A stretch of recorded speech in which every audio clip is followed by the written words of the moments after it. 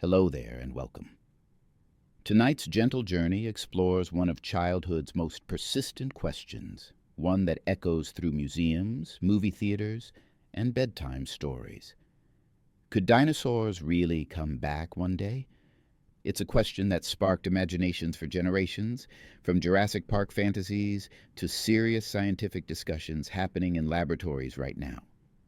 But before we wander through ancient forests and cutting-edge genetics, I'd love to know where in the world you're listening from tonight and what time it is as you settle in for this prehistoric adventure. Now, I do hope this isn't so fascinating that it keeps you awake. But if it does, well, at least you'll drift off dreaming of ancient worlds and the marvels of modern science. So settle in, slow your thoughts, and let's begin this journey through deep time, because somewhere between extinction and possibility, between fossils and laboratories, lies a story that's both ancient and startlingly modern. The question of dinosaur return isn't new, of course. Humans have been finding their bones for thousands of years, long before we understood what they were. Ancient Chinese texts describe dragon bones used in medicine, bones we now know belong to dinosaurs. Native American legends speak of thunderbirds and great beasts, stories that may have been inspired by fossil discoveries. The human fascination with these creatures seems to be as old as our capacity for wonder itself. But our modern understanding began in the 1800s, when scientists first recognized these fossils as belonging to extinct reptiles of enormous size. The very word dinosaur, meaning terrible lizard, was coined by Richard Owen in 1842, though we now know that many dinosaurs were neither particularly terrible nor much like lizards. They were something far more interesting. A diverse group of animals that dominated terrestrial ecosystems for over 160 million years, roughly 3 times longer than mammals have held sway. Think about that time scale for a moment. If you compressed the entire history of dinosaurs into a single year, humans would appear in the last few seconds before midnight on New Year's Eve. These weren't brief experiments in evolution. They were one of life's greatest success stories, adapting to fill every conceivable ecological niche, from tiny insectivores to massive plant eaters larger than any land animal that exists today. Their diversity was staggering. Some had feathers and could fly. Others were armored like living tanks. Some were social and caring parents, while others were solitary predators.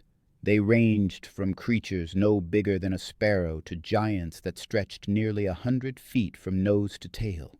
They lived in forests, deserts, swamps, and along coastlines.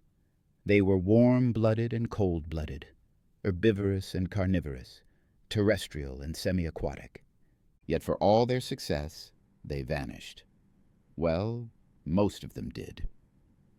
The story of dinosaur extinction is really the story of which lineages survived and which didn't, and understanding this distinction is crucial to our question tonight.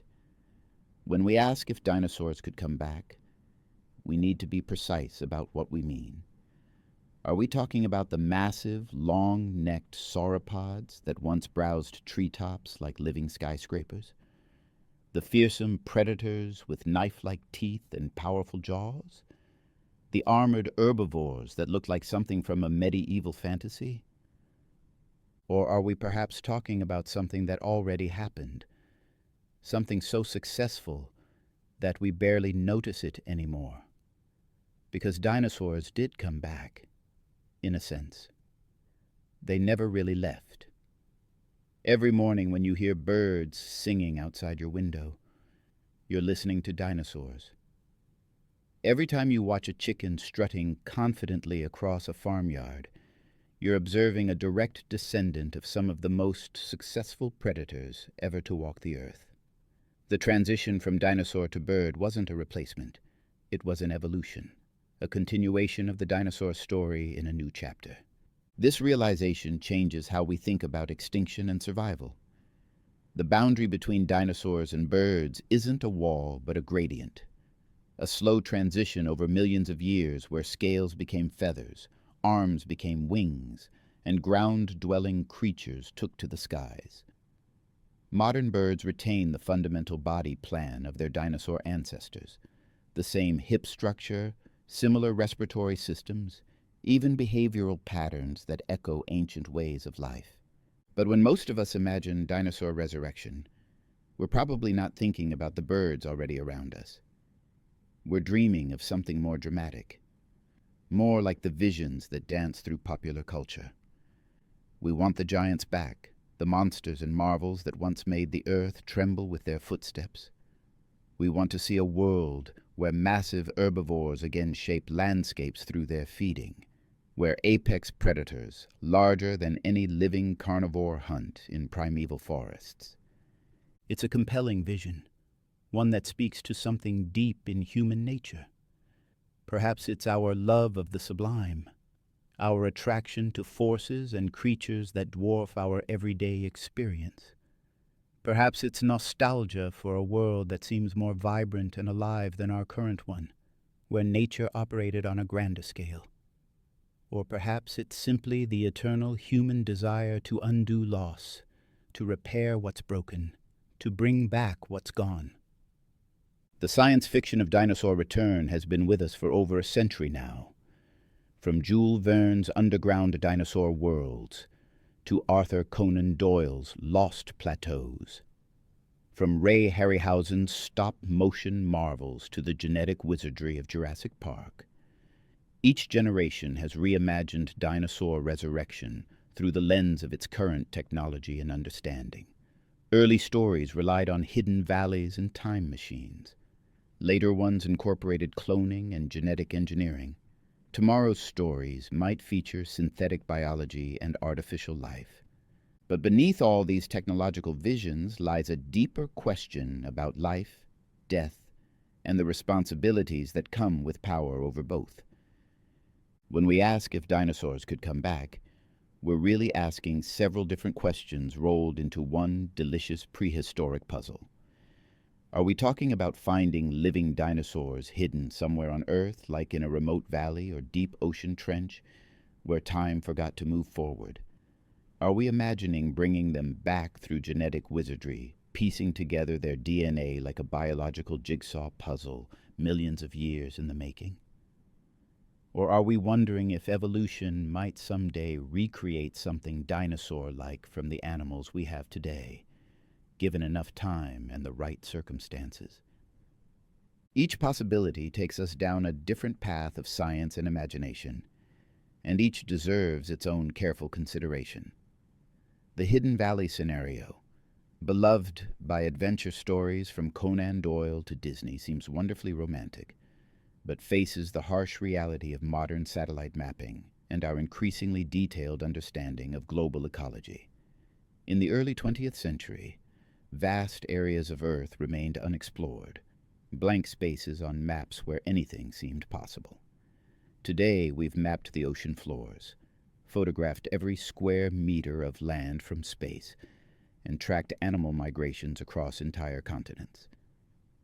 The idea that a breeding population of large dinosaurs could exist undetected anywhere on Earth strains credibility beyond its breaking point.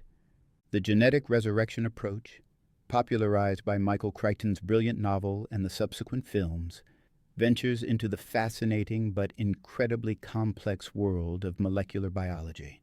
This path assumes we could somehow recover intact dinosaur DNA, understand how to read and interpret it correctly, and then use that information to create living animals. It's scientifically grounded in the sense that we do possess remarkable genetic technologies, but it faces obstacles that are both technical and theoretical. The evolutionary recreation path invites us to think about time on scales that dwarf human civilization. Could natural evolution, given millions more years, produce creatures that resemble the dinosaurs we've lost? This question connects to broader themes in evolutionary biology about convergent evolution, the tendency for unrelated organisms to develop similar solutions to environmental challenges. We've seen this happen repeatedly throughout Earth's history. Dolphins and sharks independently evolved streamlined bodies for aquatic life. Birds and bats separately developed wings for flight. But let's be honest. When most of us picture dinosaurs returning, we're probably thinking of something closer to the Hollywood version. Massive Tyrannosaurus rex stalking through modern cities, their roars echoing off skyscrapers. Gentle Brontosaurus, though we now call them Apatosaurus, grazing peacefully in contemporary meadows while children watch and wonder from safe distances. Perhaps even domesticated Triceratops pulling carts down suburban streets, their impressive frills and horns making them the ultimate prehistoric pack animals. It's an undeniably compelling vision, one that taps into deep human desires for wonder, adventure, and connection with the natural world on a scale that modern life rarely provides. But reality, as we'll discover throughout this gentle journey, is both more complex and more wonderful than fiction has yet imagined. The actual science of bringing back dinosaurs involves questions that extend far beyond simple technical feasibility into realms of ethics, ecology, animal welfare, and our fundamental relationship with the natural world. The truth is, dinosaurs never really left us completely. This isn't just a poetic metaphor or a comforting platitude. It's a literal biological fact that revolutionized our understanding of extinction and survival. Every morning when birds sing outside your window, you're listening to dinosaurs going about their daily lives. Every time you watch a chicken strutting around a farmyard, exhibiting that unmistakable confident swagger that seems almost comically dignified, you're observing a direct descendant of some of the most fearsome predators ever to walk the earth. The realization that birds are dinosaurs, not just related to them, but literally are dinosaurs, represents one of the most profound shifts in paleontological understanding over the past few decades. It's not simply that birds descended from dinosaurs in the way that all mammals descended from earlier mammal-like reptiles. The relationship is much more direct and immediate than that. Birds belong to the dinosaur family tree in exactly the same way that whales belong to the mammal family tree or bats belong to the mammal family tree. This relationship was suspected by some scientists for over a century, based on similarities in bone structure, but it became undeniable with the discovery of feathered dinosaur fossils in China during the 1990s and 2000s. Creatures like Sinosauropteryx and Microraptor showed clear transitional features between what we think of as classical dinosaurs and what we think of as modern birds.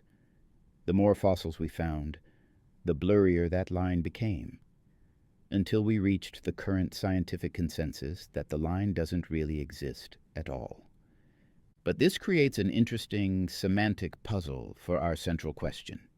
If birds are dinosaurs, then dinosaurs aren't extinct at all.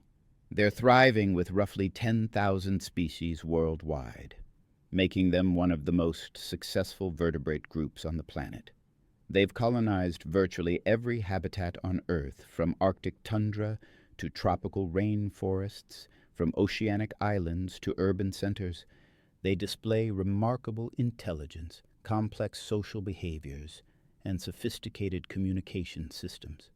Some species use tools, others demonstrate mathematical concepts, and many form lifelong pair bonds with elaborate courtship rituals.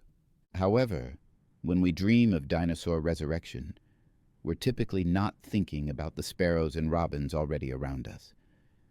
We're longing for the giants, the massive sauropods that stretched longer than blue whales but walked on land, their long necks reaching into treetops 30 feet above the ground. We want to see the fearsome predators like Allosaurus and Spinosaurus, creatures that combine the power of modern crocodiles with the agility of birds and grew to sizes that dwarf any living carnivore. We dream of the bizarre and wonderful herbivores like Ankylosaurus, walking fortresses covered in bony armor and wielding club-like tails that could shatter bones. These are the dinosaurs that fired imaginations and filled museum halls. the ones that represent a world operating on a fundamentally different scale than our current one. They inhabited ecosystems where individual animals could weigh as much as entire modern food webs, where predator-prey relationships involved forces measured in tons rather than pounds, where the simple act of a large herbivore moving through a forest could reshape the landscape for generations. Understanding what we lost in the great extinction 66 million years ago requires grappling with this scale. We're not just talking about losing individual species, though that would be tragic enough. We're talking about losing entire ways of life, ecological relationships that had no equivalent before or since, evolutionary experiments that represented millions of years of natural research and development. The largest land animals today are elephants, magnificent creatures that weigh perhaps 6 or 7 tons. The largest dinosaurs weighed 5 times as much and occupied ecological niches that no longer exist. This is why the question of dinosaur return resonates so strongly with us, despite its apparent impossibility. It's not really about the specific animals themselves, though they were certainly remarkable. It's about recovering a sense of biological grandeur, of living in a world where nature operates on scales that humble human pretensions and remind us that we're part of something much larger and older and more wonderful than our brief civilizations. 66 million years ago, something catastrophic happened to our planet that changed the course of life forever. The dinosaurs, which had ruled the Earth for over 160 million years with remarkable success, vanished from the fossil record with what geologists consider startling suddenness. Not all of them, mind you, but the large, land-dwelling species we typically think of when we imagine dinosaurs disappeared within a relatively short geological time span, perhaps as little as a few thousand years, which is essentially instantaneous when measured against the deep rhythms of Earth's history. For decades, scientists debated what caused this mass extinction with the passion and intensity usually reserved for political arguments or discussions about the best way to make tea. Was it gradual climate change, a slow cooling or warming that made life untenable for large reptiles? Was it massive volcanic activity, specifically the enormous eruptions in what's now India that created the Deccan Traps, a region of hardened lava covering an area larger than France? Could it have been disease? Perhaps a pandemic that swept through dinosaur populations faster than their immune systems could adapt? Or was it competition from early mammals, small furry creatures that might have been eating dinosaur eggs and gradually outcompeting their giant neighbors? The answer, when it finally emerged through decades of careful detective work, was more dramatic and sudden than most scientists had imagined. A massive asteroid, roughly 6 miles across and traveling at speeds of perhaps 20 miles per second, slammed into the Yucatan Peninsula with the force of billions of nuclear bombs detonating simultaneously. To put that in perspective, the largest nuclear weapon ever tested, the Soviet Union's Tsar Bomba, had a yield of about 50 megatons. The asteroid impact released energy equivalent to roughly 100 million megatons, or about 2 million times more powerful than that massive hydrogen bomb. The immediate effects were devastating beyond comprehension. The impact vaporized the asteroid and enormous quantities of rock, hurling debris high into the atmosphere and beyond. Some of this material achieved escape velocity and actually left Earth entirely, while other chunks rained back down as a global shower of superheated rock fragments.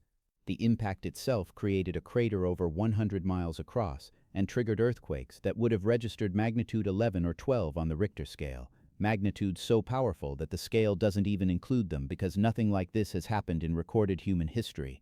But the immediate destruction was only the beginning. The impact threw up enormous clouds of dust, debris, and vaporized rock that blocked out the sun for months, possibly years. Imagine the darkest, most overcast day you've ever experienced, then make it 1,000 times darker and stretch it across the entire planet for the better part of a year. Photosynthesis, the fundamental process that powers most food chains on Earth, ground to a halt. Plants died in enormous numbers, first the smaller, more delicate species, then the larger trees and shrubs that had survived the initial darkness. The collapse of plant life triggered an ecological domino effect that rippled through every ecosystem on the planet. Herbivorous dinosaurs, many of which required hundreds of pounds of vegetation daily just to maintain their massive bodies, found themselves in a world where fresh plant matter was becoming increasingly scarce. The smaller herbivores died first, followed by the giants, those magnificent sauropods that had browsed peacefully in forests for millions of years. As herbivore populations crashed, the carnivores that depended on them faced starvation. Predators like Tyrannosaurus rex, which might have needed the equivalent of an entire smaller dinosaur every few days, found themselves in a world where prey was disappearing faster than it could be replaced. The impact site, now called the Chicxulub crater after a nearby town in Mexico, has been studied extensively using techniques that would seem like magic to earlier generations of scientists. Gravity measurements reveal the buried crater's structure. Deep drilling has brought up core samples of the impact debris. Computer models simulate the physics of the collision and its aftermath. The evidence paints a picture of devastation that's genuinely difficult for human minds to fully grasp, partly because nothing in our experience comes close to such planetary-scale catastrophe. But here's where the story becomes both more complex and more hopeful. Not everything died. The extinction was selective in ways that scientists are still working to understand fully. Small mammals survived, hiding in burrows and feeding on seeds, insects, and organic debris. Their size worked in their favor. They needed far fewer calories per day and could survive on food sources that remained available even in the post-impact wasteland. Birds, those flying dinosaurs, weathered the catastrophe better than their ground-dwelling relatives, perhaps because their ability to fly allowed them to find scattered food sources across wider areas, or perhaps because their higher metabolic rates made them more efficient at processing whatever nutrition they could find. Crocodiles and turtles made it through, along with many fish, amphibians, and aquatic reptiles. Marine ecosystems suffered but proved more resilient than terrestrial ones. The deep ocean, largely isolated from the atmospheric chaos above, continued functioning much as it had before. Life in freshwater systems had mixed success, but enough survived to repopulate rivers and lakes in the aftermath. This pattern of survival and extinction tells us important things about what kinds of organisms can weather catastrophic change. Size mattered enormously. Almost nothing larger than about 50 pounds survived on land. Metabolic flexibility helped. Animals that could switch between different food sources or enter dormant states had advantages. Habitat diversity was crucial. Species with populations spread across multiple continents or ecological niches were more likely to have some survivors somewhere. The aftermath of the impact lasted far longer than the immediate crisis. Even after the dust settled and sunlight returned, the planet remained fundamentally changed. Ocean chemistry had been altered by the massive influx of vaporized rock and ash. Climate patterns had shifted. Many plant species had gone extinct, changing the very structure of terrestrial ecosystems. The survivors found themselves in a world with empty niches and new opportunities, setting the stage for the explosive diversification of mammalian life that would eventually lead to elephants, whales, primates, and ultimately us. This extinction event, known formally as the Cretaceous-Paleogene boundary, or KPG extinction, represents one of the most dramatic turning points in Earth's history. It ended the Mesozoic era, the age of reptiles, and began the Cenozoic era, the age of mammals. Understanding this transition is crucial to understanding whether dinosaurs could return, because it tells us both what we lost and what we kept, both the magnitude of the catastrophe and the resilience of life itself. The selectivity of the extinction also hints at why bringing back dinosaurs would be so challenging from an ecological perspective. The survivors weren't just lucky, they had specific characteristics that allowed them to weather the crisis. Simply recreating the physical forms of extinct dinosaurs wouldn't automatically recreate their ability to thrive in ancient ecosystems that no longer exist. Our knowledge of dinosaurs comes primarily from fossils, those miraculous traces of ancient life preserved in rock layers over millions of years. But fossils, while absolutely extraordinary in what they can tell us, give us what paleontologists call an incomplete picture of life in the deep past. We have bones, teeth, sometimes skin impressions, footprints, nests, eggs, even fossilized droppings called coprolites that reveal details about dinosaur diets. What we don't have, except in extremely rare cases that remain controversial among scientists, is soft tissue with intact cellular structure and original biological molecules. This limitation matters enormously when we talk about bringing dinosaurs back through genetic resurrection, because the most crucial component for that approach, DNA, is stored primarily in soft tissues that rarely survive the fossilization process. DNA is a remarkably sophisticated but fragile molecule, a complex chain of chemical information that can be disrupted by heat, radiation, chemical changes, and simple time. Under ideal conditions, perhaps in permanently frozen environments like Siberian permafrost, DNA might survive tens of thousands of years. With extraordinary preservation, some fragments might persist for as long as 1,000,000 years, though increasingly degraded and incomplete. But dinosaurs lived tens of millions of years ago, not thousands. The non-avian dinosaurs were most interested in resurrecting disappeared 66 million years ago at the end of the Cretaceous period.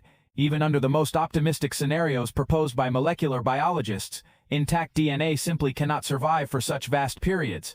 The chemical bonds that hold the double helix together break down through a process called hydrolysis, where water molecules gradually cleave the connections between nucleotide bases. Temperature accelerates this process, but even in cold conditions, the relentless ticking of atomic-scale chemistry ensures that DNA becomes increasingly fragmented over geological time. The mathematics of DNA degradation are unforgiving. Studies of ancient DNA from various sources suggest that even under ideal preservation conditions, all readable genetic information would be lost within about 6.8 million years at most. Some estimates are far more conservative, suggesting that meaningful DNA recovery becomes impossible after just a few 100,000 years. When we're talking about dinosaurs that lived 66 million years ago, we're dealing with timescales that exceed these limits by more than an order of magnitude. Still, what we've learned from fossils over the past century and a half is genuinely extraordinary and has revolutionized our understanding of these ancient creatures. Modern paleontology combines traditional fossil hunting with sophisticated analytical techniques that would have seemed like science fiction to earlier generations of scientists. CT scanners reveal internal bone structures without destroying precious specimens. Chemical analysis of fossilized bone and teeth tells us about dinosaur diets, metabolism, and even the environments they lived in.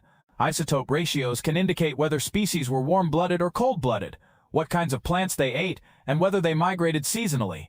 Computer modeling has transformed how we understand dinosaur locomotion and behavior. By scanning fossilized bones and feeding the data into sophisticated software, scientists can simulate how dinosaurs moved, how fast they could run, how much stress their bones could withstand, and even how they might have sounded. These digital reconstructions suggest that many dinosaurs were far more active and dynamic than the sluggish, tail-dragging reptiles of early 20th century imagination. The picture that emerges from this research is of a diverse, sophisticated group of animals superbly adapted to their environments and displaying remarkable behavioral complexity. Many dinosaurs were almost certainly warm-blooded, maintaining high metabolic rates that allowed for active lifestyles and complex social behaviors. Many species were covered in feathers, not the reptilian scales traditionally imagined, and these feathers came in brilliant colors and intricate patterns used for display, temperature regulation, and possibly even flight. Evidence for dinosaur intelligence has grown increasingly compelling. Some species had brain-to-body ratios comparable to modern birds, which are among the most intelligent animals on Earth. Fossil evidence shows that many dinosaurs engaged in sophisticated parental care, building elaborate nests, protecting their young, and possibly even teaching them important survival skills. Some species appear to have lived in complex social groups with hierarchical structures and cooperative behaviors. Perhaps most remarkably, we now have evidence that some dinosaurs engaged in behaviors we typically associate with advanced intelligence. Possible tool use, complex communication systems, and even what might have been artistic or aesthetic displays. The famous feathered dinosaur Pelta, for example, displayed sophisticated counter-shading camouflage patterns that required complex neural processing to develop and maintain. In 2005, researchers announced the discovery of what appeared to be soft tissue inside a Tyrannosaurus rex bone, preserved in a way that seemed impossible given our understanding of fossilization processes. The discovery included what looked like blood vessels, bone cells, and even possible remnants of original proteins. This finding generated enormous excitement in both scientific and popular media, with some speculating that it might open new avenues for genetic recovery. However, the interpretation of these findings remains highly controversial within the scientific community. Many researchers argue that what appears to be original soft tissue is actually the result of biofilm formation by bacteria, or the product of chemical processes that create tissue-like structures from inorganic materials. The debate continues, but even the most optimistic interpretations don't suggest the presence of recoverable DNA suitable for resurrection efforts. The absence of viable genetic material doesn't diminish the extraordinary achievements of modern paleontology in reconstructing dinosaur biology and behavior. Through careful analysis of fossilized remains and comparison with living animals, scientists have developed increasingly sophisticated understanding of how these creatures lived, moved, fed, reproduced, and interacted with their environments, and each other. This knowledge reveals both the magnitude of what we lost in the Great Extinction and the challenges we would face in attempting to recreate it. Dinosaurs weren't just large reptiles. They were complex biological systems embedded in equally complex ecological networks that developed over millions of years of evolution. They had specific dietary requirements, habitat needs, social structures, and behavioral patterns that would be extraordinarily difficult to recreate even if we could somehow reconstruct their physical forms. The more we learn about dinosaur biology, the more we appreciate both their remarkable sophistication and the fundamental challenges involved in any theoretical resurrection effort. They weren't evolutionary failures or primitive creatures waiting to be replaced by something better. They were the products of millions of years of natural selection, perfectly adapted to their environments and representing evolutionary solutions to biological challenges that we're only beginning to understand. Jurassic Park made genetic resurrection seem wonderfully straightforward. Find dinosaur DNA preserved in amber, fill in the gaps with frog DNA, add some impressive computer graphics, and voila, instant dinosaurs roaming through carefully designed theme park attractions. The reality of genetic engineering, while genuinely remarkable in its own right, is considerably more complex than Michael Crichton's brilliant but simplified vision. Let's break down why the Jurassic Park scenario, though scientifically inspired and captivating to imagine, faces enormous practical hurdles that go far beyond what even our most advanced laboratories can currently overcome. First, there's what we might call the amber problem, and it's a significant one. While it's absolutely true that insects and other small creatures preserved in fossilized tree resin retain remarkable morphological detail, looking almost as if they died yesterday rather than millions of years ago, they don't contain viable DNA suitable for genetic reconstruction. The process of fossilization in amber, despite preserving external structures beautifully, involves chemical changes over geological time that systematically break down the complex molecular structures that carry genetic information. DNA degradation in amber follows the same relentless chemical processes that affect genetic material in other preservation environments, just perhaps at a slightly slower rate. The resin that eventually becomes amber contains various organic compounds and trace metals that can actually accelerate certain types of molecular breakdown. Even in the most perfectly preserved amber specimens, with insects that look almost alive under magnification, genetic material becomes increasingly fragmented and chemically altered over thousands of years, let alone the millions of years we're dealing with for dinosaur-era specimens. But let's engage in some informed speculation for a moment. Imagine that we somehow found dinosaur DNA fragments, perhaps preserved through some mechanism we haven't yet discovered or understood. Modern genetic engineering techniques are indeed remarkably sophisticated and growing more powerful every year. Scientists have successfully brought back recently extinct species like the Pyrenean ibex through cloning techniques, though the animal died shortly after birth due to genetic defects and developmental abnormalities that highlight the enormous challenges involved even with complete recent genetic material. The cloning process for extinct species involves taking genetic material from the extinct organism and implanting it into the egg cell of a closely related living species, which then serves as a surrogate mother. For dinosaurs, the closest living relatives are modern birds, but this relationship, while real and scientifically well established, represents millions of years of evolutionary divergence. The genetic gulf between even the most primitive modern bird and the most bird-like dinosaur is vast, perhaps comparable to the difference between humans and our earliest mammalian ancestors from the Paleocene epoch. Attempting to bridge this gap would be like trying to reconstruct a complex novel when you only have scattered letters from random pages, and you have to guess not just what the missing words might say, but what language they were written in and what literary conventions were being followed. The challenges multiply exponentially when you consider that genes don't function in isolation, but as parts of incredibly complex regulatory networks that control when, where, and how proteins are produced throughout an organism's development. Even if we could somehow piece together a reasonably complete dinosaur genome through computational methods, educated guesswork, and synthesis techniques, we'd still face the monumentally complex problem of understanding how that genetic information translates into a living, breathing, developing animal. Embryonic development involves not just the genetic code itself, but also what scientists call epigenetic information, chemical modifications to DNA and associated proteins that control gene expression patterns without changing the underlying sequence. These epigenetic modifications are crucial for proper development, determining which genes are active in which cell types and at what stages of growth. They're also even more fragile than DNA itself, disappearing rapidly after death and certainly not preserving over geological timescales. Without this regulatory information, even a perfect dinosaur genome might produce developmental chaos rather than a viable organism. There's also the profound challenge of the developmental environment itself. Modern bird eggs develop under very specific conditions of temperature, humidity, gas exchange, and mechanical stimulation that have been fine-tuned over millions of years of evolution. A hypothetical dinosaur embryo would require its own specific developmental environment, which we would have no way of determining from fossil evidence alone. The differences might seem subtle but could be absolutely critical. Perhaps dinosaur embryos required slightly different temperature fluctuations during incubation, or different patterns of movement from the parent, or specific chemical cues that triggered important developmental transitions. Without this knowledge, even genetically perfect embryos might fail to develop properly or might develop into organisms with subtle but fatal abnormalities. Current genetic engineering techniques, sophisticated as they are, work best when modifying existing organisms in relatively minor ways, or when working with complete intact genetic material from recently deceased specimens. The tools we have are powerful but not magical. CRISPR-Cas9 can make precise edits to known DNA sequences, but it can't conjure genetic information from nothing, or solve the fundamental information gaps we face with extinct species from deep time. The synthetic biology approaches that might theoretically allow us to construct artificial genomes from scratch are still in their infancy and face their own enormous challenges. Creating even the simplest bacterial genomes requires massive computational resources and extensive trial and error.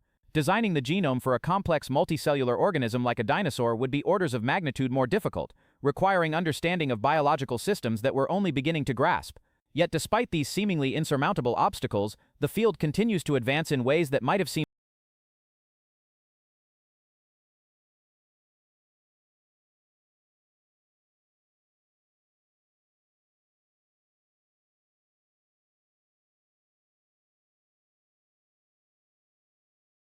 impossible just decades ago. Scientists have successfully synthesized viral genomes, created artificial chromosomes, and even built simple artificial cells. The boundary between natural and artificial biology becomes increasingly blurred with each passing year. Perhaps the most honest assessment is that while true dinosaur resurrection through genetic means remains firmly in the realm of science fiction, the technologies being developed for de-extinction research are advancing our understanding of genetics, development, and evolutionary biology in ways that will have profound implications for conservation, medicine, and our understanding of life itself. Even if we never see a living dinosaur, the journey toward that impossible goal teaches us remarkable things about the nature of biological information and the intricate dance between genes, development, and environment that creates all living things. While bringing back dinosaurs remains firmly planted in the realm of scientific fantasy, de-extinction itself isn't entirely a pipe dream spun from movie theaters and wishful thinking. Scientists have already achieved remarkable successes with much more recently extinct species, and these real-world efforts teach us valuable lessons about both the possibilities and the profound limitations of resurrection biology. These projects also help us understand why the time gap between extinction and attempted revival matters so enormously in determining what's technically feasible. The most famous and perhaps most poignant success story in de-extinction is the Pyrenean ibex, known locally as the bucardo, which went extinct in the year 2000 when the last known female, a individual scientists had named Celia, was found dead under a fallen tree in the mountains of northern Spain. This wasn't a species that had vanished in the dim reaches of prehistory, it had disappeared within living memory, and scientists had the remarkable foresight to collect tissue samples from Celia while she was still alive, preserving her genetic material in laboratory freezers. In 2003, an international team of researchers successfully cloned Celia using techniques similar to those that had produced Dolly the sheep several years earlier. The cloned embryo was implanted into a domestic goat, which served as a surrogate mother, and after a normal gestation period, the clone was born alive. For a few precious minutes, the Pyrenean ibex was no longer extinct. The species had been brought back from biological death through human technological intervention. Sadly, this resurrection was tragically brief. The cloned ibex died within minutes of birth due to severe lung defects that prevented normal breathing. The clone had other developmental abnormalities as well, suggesting that even with perfect genetic material and sophisticated cloning techniques, the process of creating viable organisms from stored genetic information remains extraordinarily challenging and prone to fatal errors. This experience made the bucardo technically the first animal species to go extinct twice, a distinction that's both scientifically remarkable and deeply melancholy. But despite the ultimate failure, the achievement proved that de-extinction was possible in principle, at least for recently extinct species with well-preserved genetic material and closely related surrogate mothers. More promising, and certainly more ambitious, are ongoing efforts with species like the woolly mammoth, which disappeared from most of its range about 4,000 years ago, but survived on isolated Arctic islands until roughly 2000 BC. The woolly mammoth genome has been successfully sequenced from specimens preserved in Siberian permafrost, and scientists are now working to edit Asian elephant DNA to include characteristic mammoth traits like thick fur, small ears, cold tolerance, and the distinctive curved tusks. The company Colossal Biosciences, founded by entrepreneur Ben Lamb and geneticist George Church, is pursuing this approach with substantial financial backing and considerable scientific expertise. Their goal isn't necessarily to create perfect genetic replicas of extinct mammoths, but rather to produce Asian elephants with mammoth-like characteristics that could potentially survive and thrive in Arctic environments. This approach represents a significant shift in thinking about de-extinction. Rather than trying to perfectly recreate extinct species, scientists are focusing on creating organisms that could fill similar ecological roles and provide similar environmental benefits. A mammoth-elephant hybrid might not be genetically identical to the original mammoth species, but if it could help restore grassland ecosystems in Siberia and sequester carbon in Arctic soils, it might serve important conservation purposes regardless of its precise genetic pedigree. The passenger pigeon represents another active de-extinction project, with fascinating scientific and ethical dimensions. This North American species went from being perhaps the most abundant bird on the continent, with populations estimated in the billions, to complete extinction in just a few decades due to massive overhunting and habitat destruction. The last known passenger pigeon, a female named Martha, died in the Cincinnati Zoo in 1914. Scientists working on passenger pigeon de-extinction are using a technique called genomic reconstruction, where they analyze the genomes of closely related living species, in this case the band-tailed pigeon, and systematically edit the living species' DNA to match the extinct species' genetic sequence.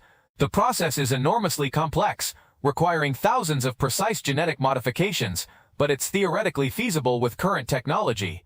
These projects face not just technical challenges but also profound ethical questions that extend far beyond the laboratory. Is it morally right to bring back species that went extinct due to human activities? What are our obligations to these resurrected creatures? What about the welfare of the animals involved in the cloning and genetic modification processes, which often involve high rates of embryonic mortality and developmental abnormalities? There are also important questions about ecological impact and resource allocation. Would resurrected woolly mammoths actually restore Arctic ecosystems, or might they disrupt communities that have evolved for thousands of years without them? Should we be spending enormous sums on bringing back extinct species when we're simultaneously failing to protect thousands of currently endangered species that could be saved with far less effort and expense?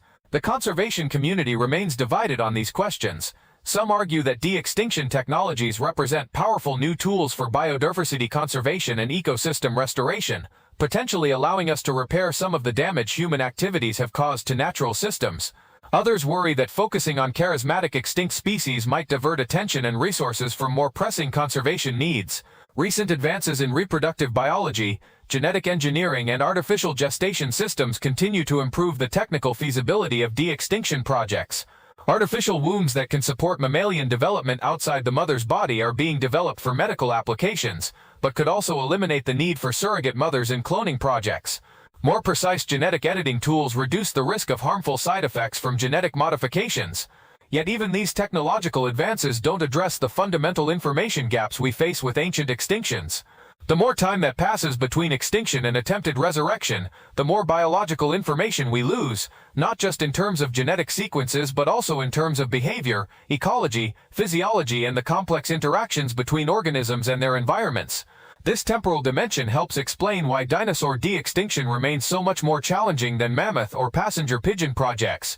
We're not just dealing with technical difficulties, we're confronting the fundamental limits of biological information preservation over geological timescales.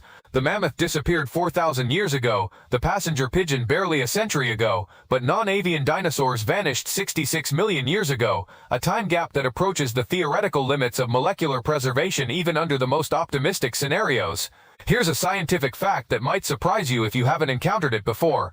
Dinosaurs aren't extinct. They're singing outside your window right now, pecking at seeds in your garden, soaring through the skies above your neighborhood. Modern birds are direct descendants of theropod dinosaurs, the group that included velociraptors, Allosaurus, and the mighty Tyrannosaurus rex. This isn't just a loose evolutionary connection, the kind of relationship that links all mammals to ancient shrew-like creatures. Birds literally are dinosaurs, in the same precise taxonomic sense that bats are mammals or whales are mammals. This relationship was suspected by some perceptive scientists for over a century, based on similarities in bone structure, particularly in the hip joints, skull features, and limb proportions, but it became undeniable with the remarkable discovery of feathered dinosaur fossils in northeastern China during the 1990s and 2000s. Creatures like Sinosauropteryx, whose name means Chinese dragon feather, and the extraordinary Microraptor, with its 4 wings and iridescent black plumage, showed clear transitional features between what we traditionally think of as dinosaurs and what we traditionally think of as birds. The more fossils paleontologists discovered, the blurrier the conceptual line became, until we reached the current scientific consensus that the line doesn't really exist at all. The transition from dinosaur to bird wasn't a sudden leap or replacement, but a gradual evolutionary continuum stretching over millions of years, with each species showing incremental changes in bone structure, metabolism, behavior, and yes, feather development. If birds are dinosaurs, then dinosaurs never went extinct in the first place. In fact, they're thriving spectacularly with roughly 10,000 species worldwide, making them one of the most successful vertebrate groups on the planet. They've colonized virtually every habitat on Earth, from Arctic tundra, where ptarmigan survive temperatures that would kill most mammals, to tropical rainforests where hummingbirds hover like tiny jeweled helicopters, to oceanic islands where albatrosses soar for thousands of miles without touching land. Birds display remarkable intelligence that rivals and sometimes exceeds that of mammals. Crows use tools, solve multi-step puzzles, and pass cultural knowledge to their offspring. Parrots demonstrate mathematical concepts, engage in complex communication, and some species can learn hundreds of human words while understanding their contextual meanings. Many birds form lifelong pair bonds with elaborate courtship rituals that involve dancing, singing, gift-giving, and architectural construction projects that would impress human engineers. This profound evolutionary connection has led some scientists to explore whether we might be able to reverse engineer dinosaur traits in modern birds through what's sometimes called evolutionary developmental biology, or evo-devo for short. The idea isn't as science fiction as it initially sounds. Scientists have already successfully coaxed chickens to develop teeth by activating dormant genetic pathways, essentially awakening genes that have been switched off for millions of years but remain present in the chicken genome, like sleeping giants waiting to be awakened. Researchers have grown tail-like structures on chicken embryos and altered leg development to more closely resemble their dinosaur ancestors. These experiments involve manipulating the expression of genes that control embryonic development, turning on genetic switches that normally remain off in modern birds but were presumably active in their ancient relatives. The molecular mechanisms underlying these transformations are genuinely fascinating. Development doesn't proceed according to a rigid blueprint, but rather follows a series of genetic conversations between different parts of the embryo. Cells communicate through chemical signals that determine what types of tissues they'll become and how they'll be arranged in the final organism. By intercepting these conversations at crucial moments and delivering different chemical messages, scientists can redirect developmental processes toward more ancestral configurations. These experiments, while remarkable, are still far from recreating anything we'd recognize as a classical dinosaur. Growing teeth in a chicken embryo is an impressive technical achievement, but it's a far cry from producing a living animal that looks, moves, and behaves like a velociraptor or triceratops. The genetic modifications required would be enormously complex, involving thousands of coordinated changes across multiple developmental systems. But the research hints at an intriguing possibility that's more scientifically grounded than starting from scratch with ancient DNA. Maybe we don't need to reconstruct dinosaur genomes from fossilized fragments. Maybe the blueprint for dinosaur features is still there, hidden in the genomes of their living descendants, compressed and modified by millions of years of evolution, but not entirely lost. This approach faces its own significant challenges, of course. The genetic changes that transformed dinosaurs into modern birds weren't just simple switches that can be easily reversed. They involved complex reorganizations of entire developmental programs, changes in metabolism, alterations in brain structure and sensory systems, modifications to digestive systems, and countless other interconnected biological transformations. Moreover, even if we could successfully modify a modern bird to express more dinosaur-like physical characteristics, we'd still face the fundamental question of whether the resulting animal would be truly dinosaur-like in its behavior, physiology, and ecological role. Physical appearance is just one aspect of what made dinosaurs the remarkable creatures they were. The welfare considerations for such modified animals would also be substantial. Creating organisms with dramatically altered anatomy and physiology raises serious questions about their quality of life and ability to function normally. An animal that looks like a dinosaur but retains the internal systems and behavioral instincts of a modern bird might face serious challenges in feeding, moving, socializing, and reproducing. Current research in this area remains primarily focused on understanding evolutionary processes, rather than creating living dinosaur-like animals. Scientists are using these techniques to investigate how major evolutionary transitions occurred, how complex traits develop during embryonic growth, and how genetic information is regulated across millions of years of evolutionary chain. The broader implications extend beyond dinosaurs to questions about evolutionary reversibility, developmental plasticity, and the relationship between genes and form. Can evolution truly run backward,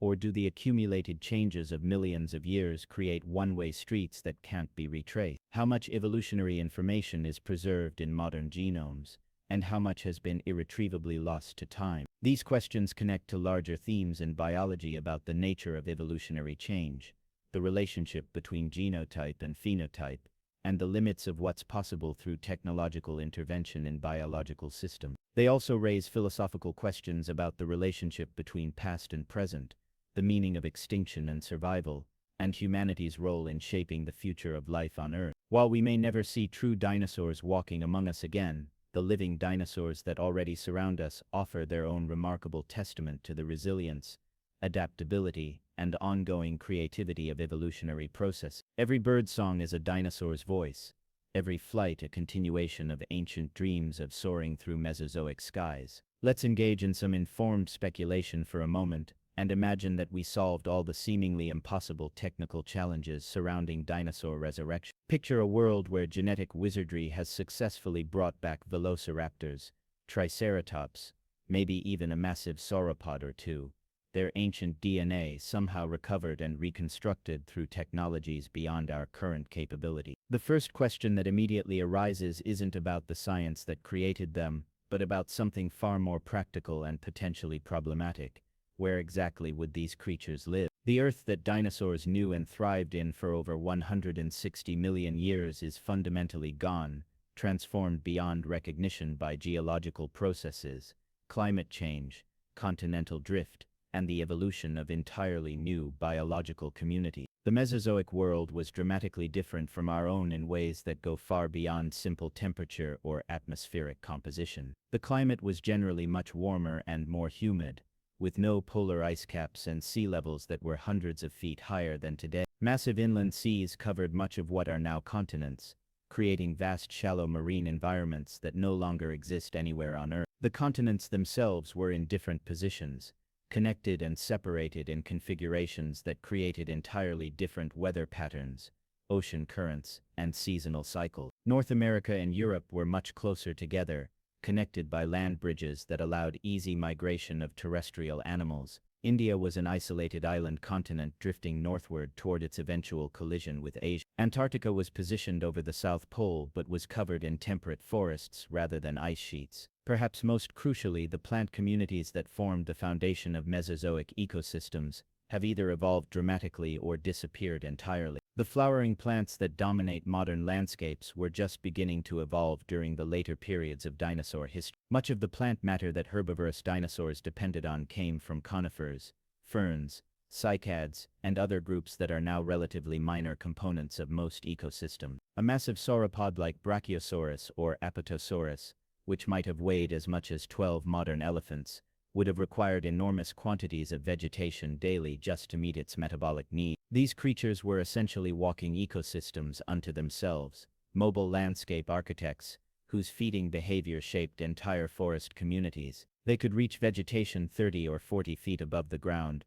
browsing from treetops that no modern herbivore can access. But modern forests haven't evolved alongside such massive herbivores for 66 million years. The trees, shrubs, and other plants that make up contemporary ecosystems have no evolutionary experience with browsing pressure from animals of such unprecedented size and reach. A resurrected sauropod might strip leaves from trees faster than they could regrow, potentially causing massive forest diebacks and ecological collapse across entire regions. The predatory dinosaurs would present even more complex challenges. A fully grown Tyrannosaurus rex weighed somewhere between 6 and 9 tons, and likely needed hundreds of pounds of meat per week to sustain its massive bulk and high metabolic rate. Where would such a creature hunt in the modern world? What prey animals could possibly support such an enormous predator? The largest land animals today are African elephants, and even they would represent challenging prey for a solitary predator, assuming such interactions would be ethically acceptable in the first place. Modern ecosystems are intricate webs of interdependence that took millions of years to develop following the Cretaceous extinction event. Every species occupies specific ecological niches and maintains complex relationships with numerous other organisms through predation, competition, cooperation, and various forms of symbiosis. These relationships are finely tuned through evolutionary processes that occur over thousands of generations. Introducing large extinct predators or herbivores into such systems could trigger unpredictable cascade effects that ripple through entire food webs. Prey species that have never encountered dinosaur-sized predators might lack appropriate behavioral responses, making them extremely vulnerable to predation. Alternatively, modern prey animals might be far too quick, agile, or behaviorally sophisticated for dinosaur predators that evolved alongside very different types of organisms. There's also the fundamental question of space and habitat requirement. Large dinosaurs would need enormous territories to support themselves, particularly the predatory species that typically require vast hunting grounds to find sufficient prey. A single Tyrannosaurus rex might have needed a territory covering hundreds of square miles,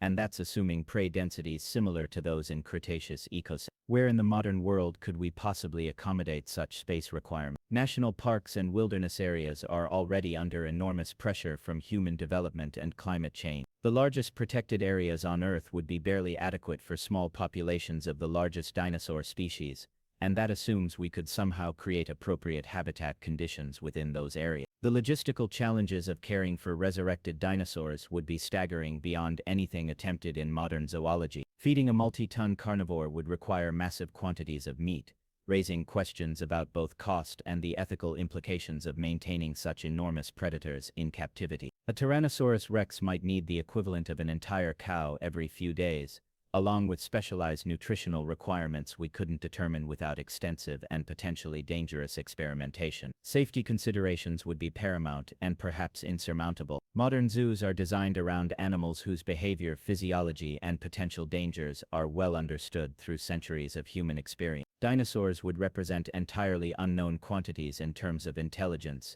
behavioral patterns, social needs, and potential for aggression or escape. Housing facilities would need to be engineered on scales never before attempted, with containment systems robust enough to hold animals that might weigh as much as military tanks, but possess the agility and intelligence of advanced vertebrates. The infrastructure costs alone would be astronomical, likely exceeding the budgets of entire countries. Climate control presents another layer of complexity. Many dinosaurs were adapted to much warmer, more humid conditions than exist anywhere on modern Earth. Creating appropriate microclimates for these animals would require enormous energy inputs and sophisticated environmental control systems that could maintain Mesozoic-like conditions year-round. Some scientists have proposed that carefully managed de-extinct species might actually help restore damaged ecosystems, similar to how wolves reintroduced to Yellowstone helped regulate deer populations and restore natural vegetation patterns. The idea of using resurrected woolly mammoths to recreate grassland ecosystems in Siberia is one example of this approach.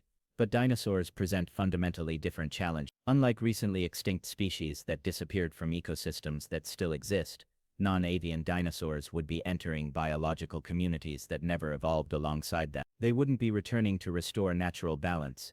They'd be introducing entirely novel ecological pressures into systems that have no evolutionary preparation for their presence. Let's engage in some informed speculation for a moment and imagine that we solved all the seemingly impossible technical challenges surrounding dinosaur resurrection. Picture a world where genetic wizardry has successfully brought back velociraptors, triceratops, maybe even a massive sauropod or two. Their ancient DNA somehow recovered and reconstructed through technologies beyond our current capability. The first question that immediately arises isn't about the science that created them, but about something far more practical and potentially problematic. Where exactly would these creatures live? The Earth that dinosaurs knew and thrived in for over 160 million years is fundamentally gone, transformed beyond recognition by geological processes, climate change, continental drift, and the evolution of entirely new biological communities. The Mesozoic world was dramatically different from our own in ways that go far beyond simple temperature or atmospheric composition. The climate was generally much warmer and more humid, with no polar ice caps and sea levels that were hundreds of feet higher than today. Massive inland seas covered much of what are now continents, creating vast shallow marine environments that no longer exist anywhere on Earth. The continents themselves were in different positions, connected and separated in configurations that created entirely different weather patterns, ocean currents, and seasonal cycles. North America and Europe were much closer together, connected by land bridges that allowed easy migration of terrestrial animals. India was an isolated island continent drifting northward toward its eventual collision with Asia. Antarctica was positioned over the South Pole but was covered in temperate forests rather than ice sheets. Perhaps most crucially, the plant communities that formed the foundation of Mesozoic ecosystems have either evolved dramatically or disappeared entirely. The flowering plants that dominate modern landscapes were just beginning to evolve during the later periods of dinosaur history. Much of the plant matter that herbivorous dinosaurs depended on came from conifers, ferns, cycads, and other groups that are now relatively minor components of most ecosystems. A massive sauropod like Brachiosaurus or Apatosaurus, which might have weighed as much as 12 modern elephants, would have required enormous quantities of vegetation daily just to meet its metabolic needs. These creatures were essentially walking ecosystems unto themselves, mobile landscape architects, whose feeding behavior shaped entire forest communities. They could reach vegetation 30 or 40 feet above the ground, browsing from treetops that no modern herbivore can access. But modern forests haven't evolved alongside such massive herbivores for 66 million years. The trees, shrubs, and other plants that make up contemporary ecosystems have no evolutionary experience with browsing pressure from animals of such unprecedented size and a resurrected sauropod might strip leaves from trees faster than they could regrow, potentially causing massive forest diebacks and ecological collapse across entire regions. The predatory dinosaurs would present even more complex challenges. A fully grown Tyrannosaurus rex weighed somewhere between 6 and 9 tons, and likely needed hundreds of pounds of meat per week to sustain its massive bulk and high metabolic rate. Where would such a creature hunt in the modern world? What prey animals could possibly support such an enormous predator? The largest land animals today are African elephants, and even they would represent challenging prey for a solitary predator, assuming such interactions would be ethically acceptable in the first place. Modern ecosystems are intricate webs of interdependence that took millions of years to develop following the Cretaceous extinction of. Every species occupies specific ecological niches and maintains complex relationships with numerous other organisms, through predation, competition, cooperation, and various forms of symbiosis. These relationships are finely tuned through evolutionary processes that occur over thousands of generations. Introducing large extinct predators or herbivores into such systems could trigger unpredictable cascade effects that ripple through entire food webs. Prey species that have never encountered dinosaur-sized predators might lack appropriate behavioral responses, making them extremely vulnerable to predation. Alternatively, modern prey animals might be far too quick, agile, or behaviorally sophisticated for dinosaur predators that evolved alongside very different types of organisms. There's also the fundamental question of space and habitat requirement. Large dinosaurs would need enormous territories to support themselves, particularly the predatory species that typically require vast hunting grounds to find sufficient prey. A single Tyrannosaurus rex might have needed a territory covering hundreds of square miles, and that's assuming prey densities similar to those in Cretaceous ecosystems. Where in the modern world could we possibly accommodate such space requirements? National parks and wilderness areas are already under enormous pressure from human development and climate change. The largest protected areas on Earth would be barely adequate for small populations of the largest dinosaur species, and that assumes we could somehow create appropriate habitat conditions within those areas. The logistical challenges of caring for resurrected dinosaurs would be staggering beyond anything attempted in modern zoology. Feeding a multi-ton carnivore would require massive quantities of meat, raising questions about both cost and the ethical implications of maintaining such enormous predators in captivity. A Tyrannosaurus rex might need the equivalent of an entire cow every few days, along with specialized nutritional requirements we couldn't determine without extensive and potentially dangerous experimentation. Safety considerations would be paramount and perhaps insurmountable. Modern zoos are designed around animals whose behavior, physiology, and potential dangers are well understood through centuries of human experience. Dinosaurs would represent entirely unknown quantities in terms of intelligence, behavioral patterns, social needs, and potential for aggression or escape. Housing facilities would need to be engineered on scales never before attempted, with containment systems robust enough to hold animals that might weigh as much as military tanks, but possess the agility and intelligence of advanced vertebrates. The infrastructure costs alone would be astronomical, likely exceeding the budgets of entire countries. Climate control presents another layer of complexity. Many dinosaurs were adapted to much warmer, more humid conditions than exist anywhere on modern Earth. Creating appropriate microclimates for these animals would require enormous energy inputs and sophisticated environmental control systems that could maintain Mesozoic-like conditions year-round. Some scientists have proposed that carefully managed de-extinct species might actually help restore damaged ecosystems, similar to how wolves reintroduced to Yellowstone helped regulate deer populations and restore natural vegetation patterns. The idea of using resurrected woolly mammoths to recreate grassland ecosystems in Siberia is one example of this approach.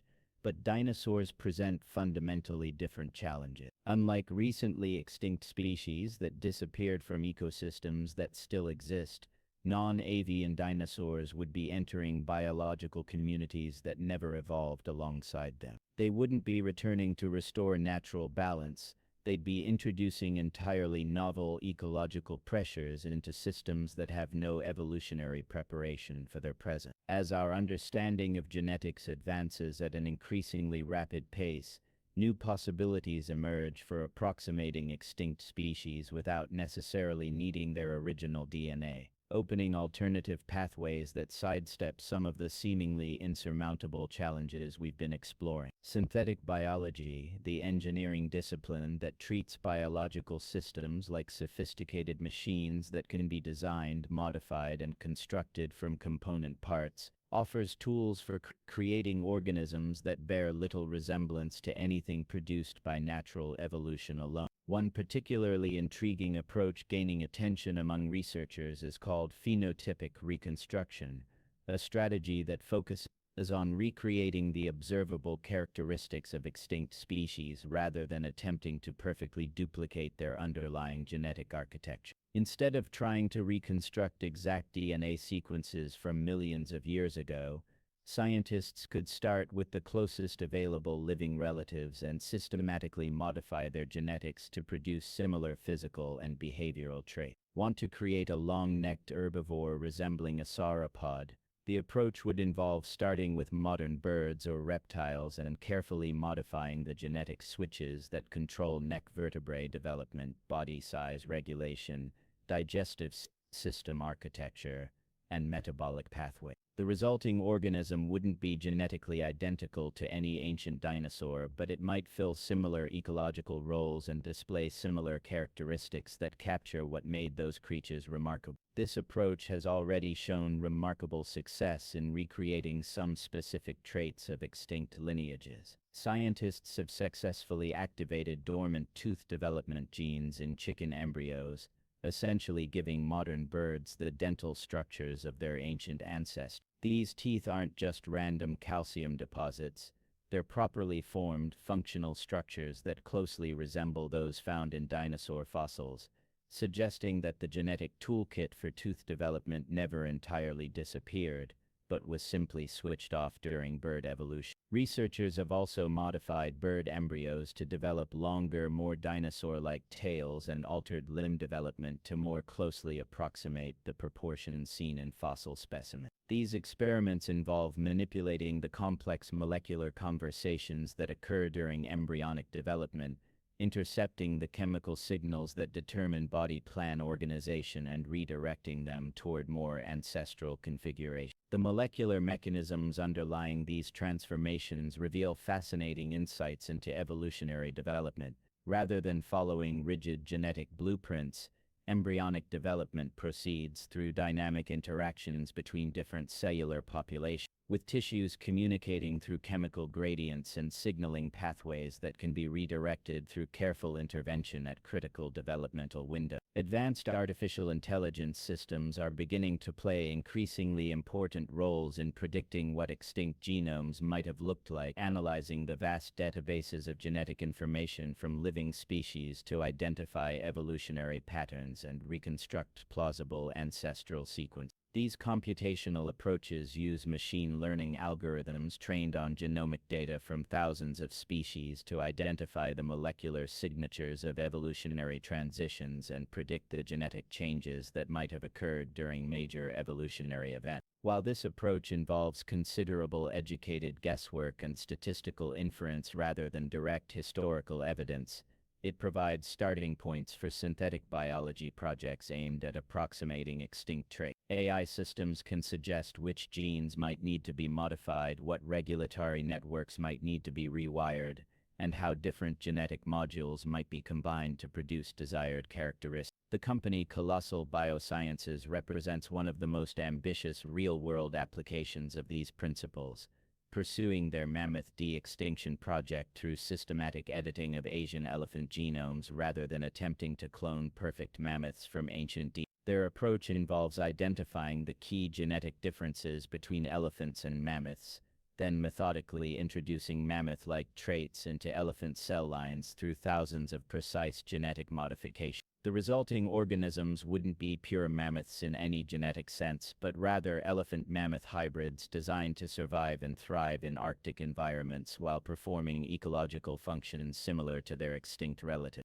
This pragmatic approach prioritizes functional outcomes over genetic authenticity, focusing on creating organisms that could help restore damaged ecosystems rather than perfect museum specimens. A similar strategy could theoretically be applied to dinosaur-like organisms, though the challenges would be orders of magnitude greater due to the much larger evolutionary distances involved. Creating bird-dinosaur hybrids that approximate some dinosaur characteristics might be technically feasible, though it would require thousands of coordinated genetic modifications across multiple developmental systems and metabolic pathways. The ethical implications of such projects become particularly complex when we're creating entirely novel organisms that never existed in nature. These wouldn't be resurrections of extinct species, but rather artificial constructions designed to approximate certain extinct characteristics. The creatures produced would be, in a very real sense, biological artwork created through advanced biotechnology rather than products of natural evolutionary process. Such organisms would face unique welfare challenges,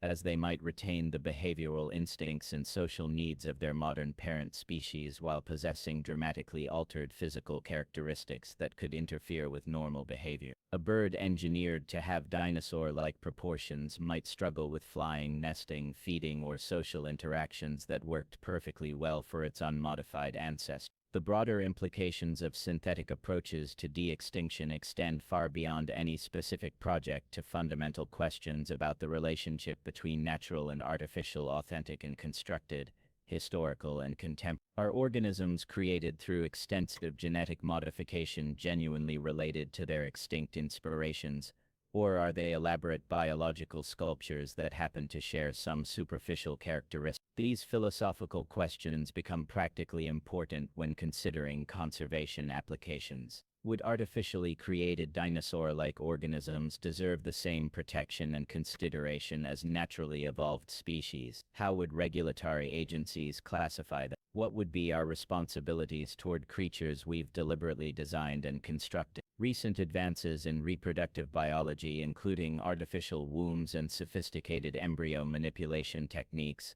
continue to expand the technical possibilities for creating and nurturing highly modified organisms. These technologies might eventually eliminate many of the current barriers to producing viable animals with extensively altered genetics, though they don't address the fundamental information gaps about extinct species biology and behavior. The convergence of synthetic biology, artificial intelligence, and advanced reproductive technologies suggests that creating dinosaur-like organisms might become technically feasible within decades, even if true dinosaur resurrection remains impossible. Whether such projects would be scientifically valuable, ethically justified, or ecologically beneficial remains an open question that each generation will need to answer for itself. The promise and peril of these approaches lie not just in their technical capabilities but in how they change our relationship with nature itself. The power to design and construct complex living organisms represents a qualitatively different kind of technological capability,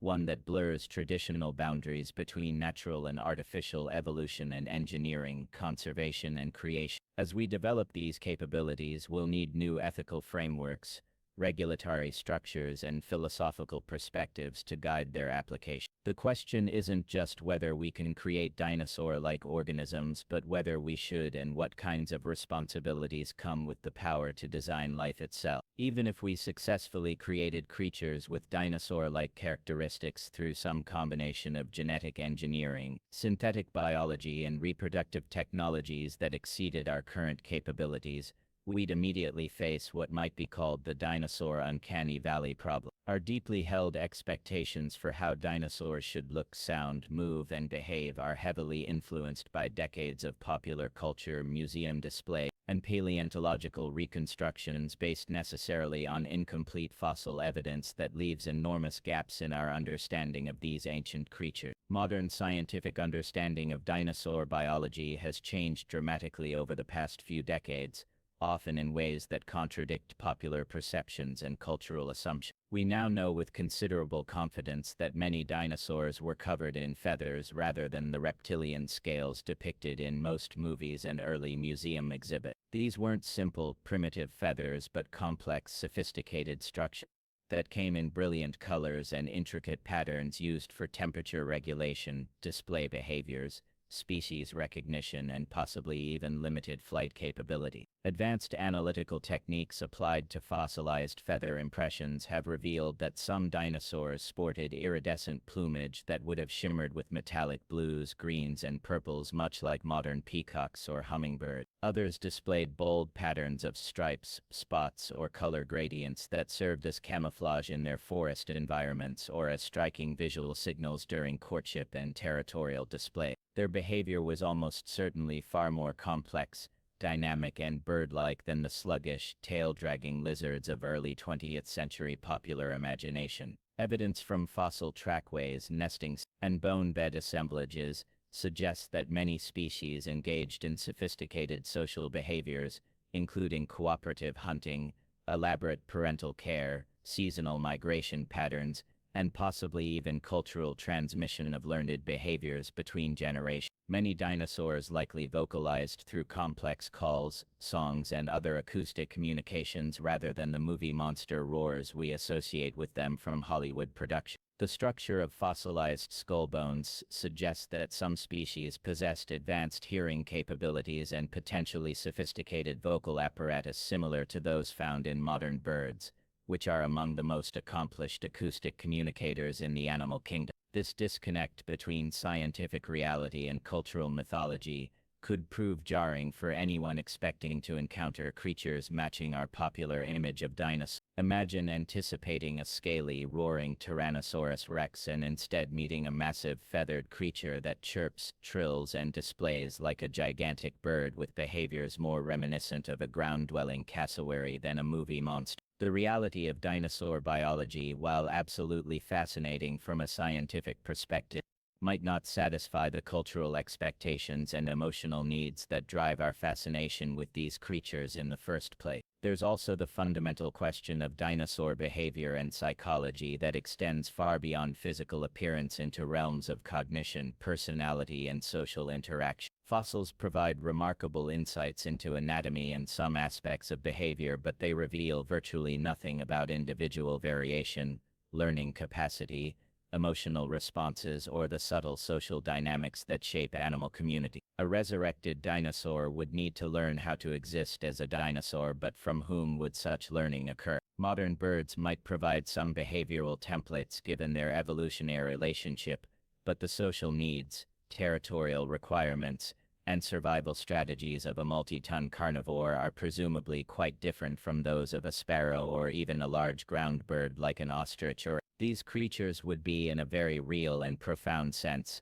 aliens in the modern world, biological time travelers with no cultural knowledge of how to exist in their original ecological context and no appropriate peers from whom to learn species-specific behavior. They'd possess the physical form of ancient organisms but lack the behavioral heritage, social structures, and environmental familiarity that shaped their ancestors' lives over millions of years of evolutionary The welfare implications of this situation are genuinely staggering when considered seriously. Animals are not simply biological machines that can function properly as long as their basic physical needs are met. They're complex beings with sophisticated behavioral, social, and psychological requirements that evolved in specific contexts over vast periods of time, creating organisms with the bodies of extinct species but without access to appropriate social environments, behavioral models, or ecological contexts, raises profound questions about animal welfare and our moral responsibilities toward creatures we've deliberately brought into existence. Would a resurrected Triceratops evolve to live in herds and engage in complex social hierarchies,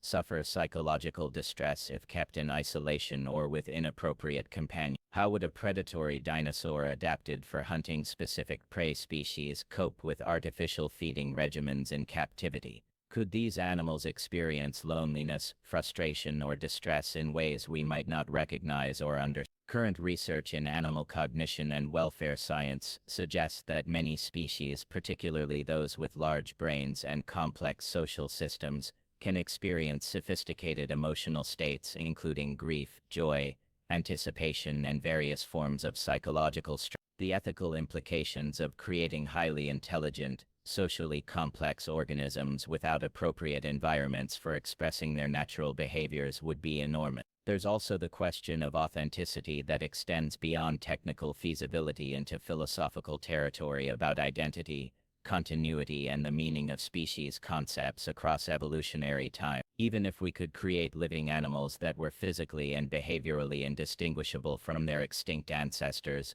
would they truly be the same species, or would they represent sophisticated biological reconstruction, elaborate living sculptures created through human technological intervention? These questions become particularly complex when we consider that evolution never stops, and the creatures we're trying to recreate were themselves products of continuous evolutionary change over millions of years. There was never a single definitive version of Tyrannosaurus rex or Triceratops that could serve as the perfect template for resurrection effort. These species evolved, adapted, and changed throughout their existence, with individual populations developing local variations and adaptations to specific environmental conditions.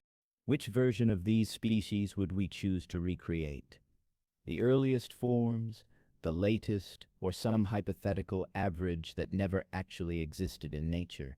The decisions we made about these questions would fundamentally shape the organisms we produced, making them as much products of human choice and preference as of ancient evolution.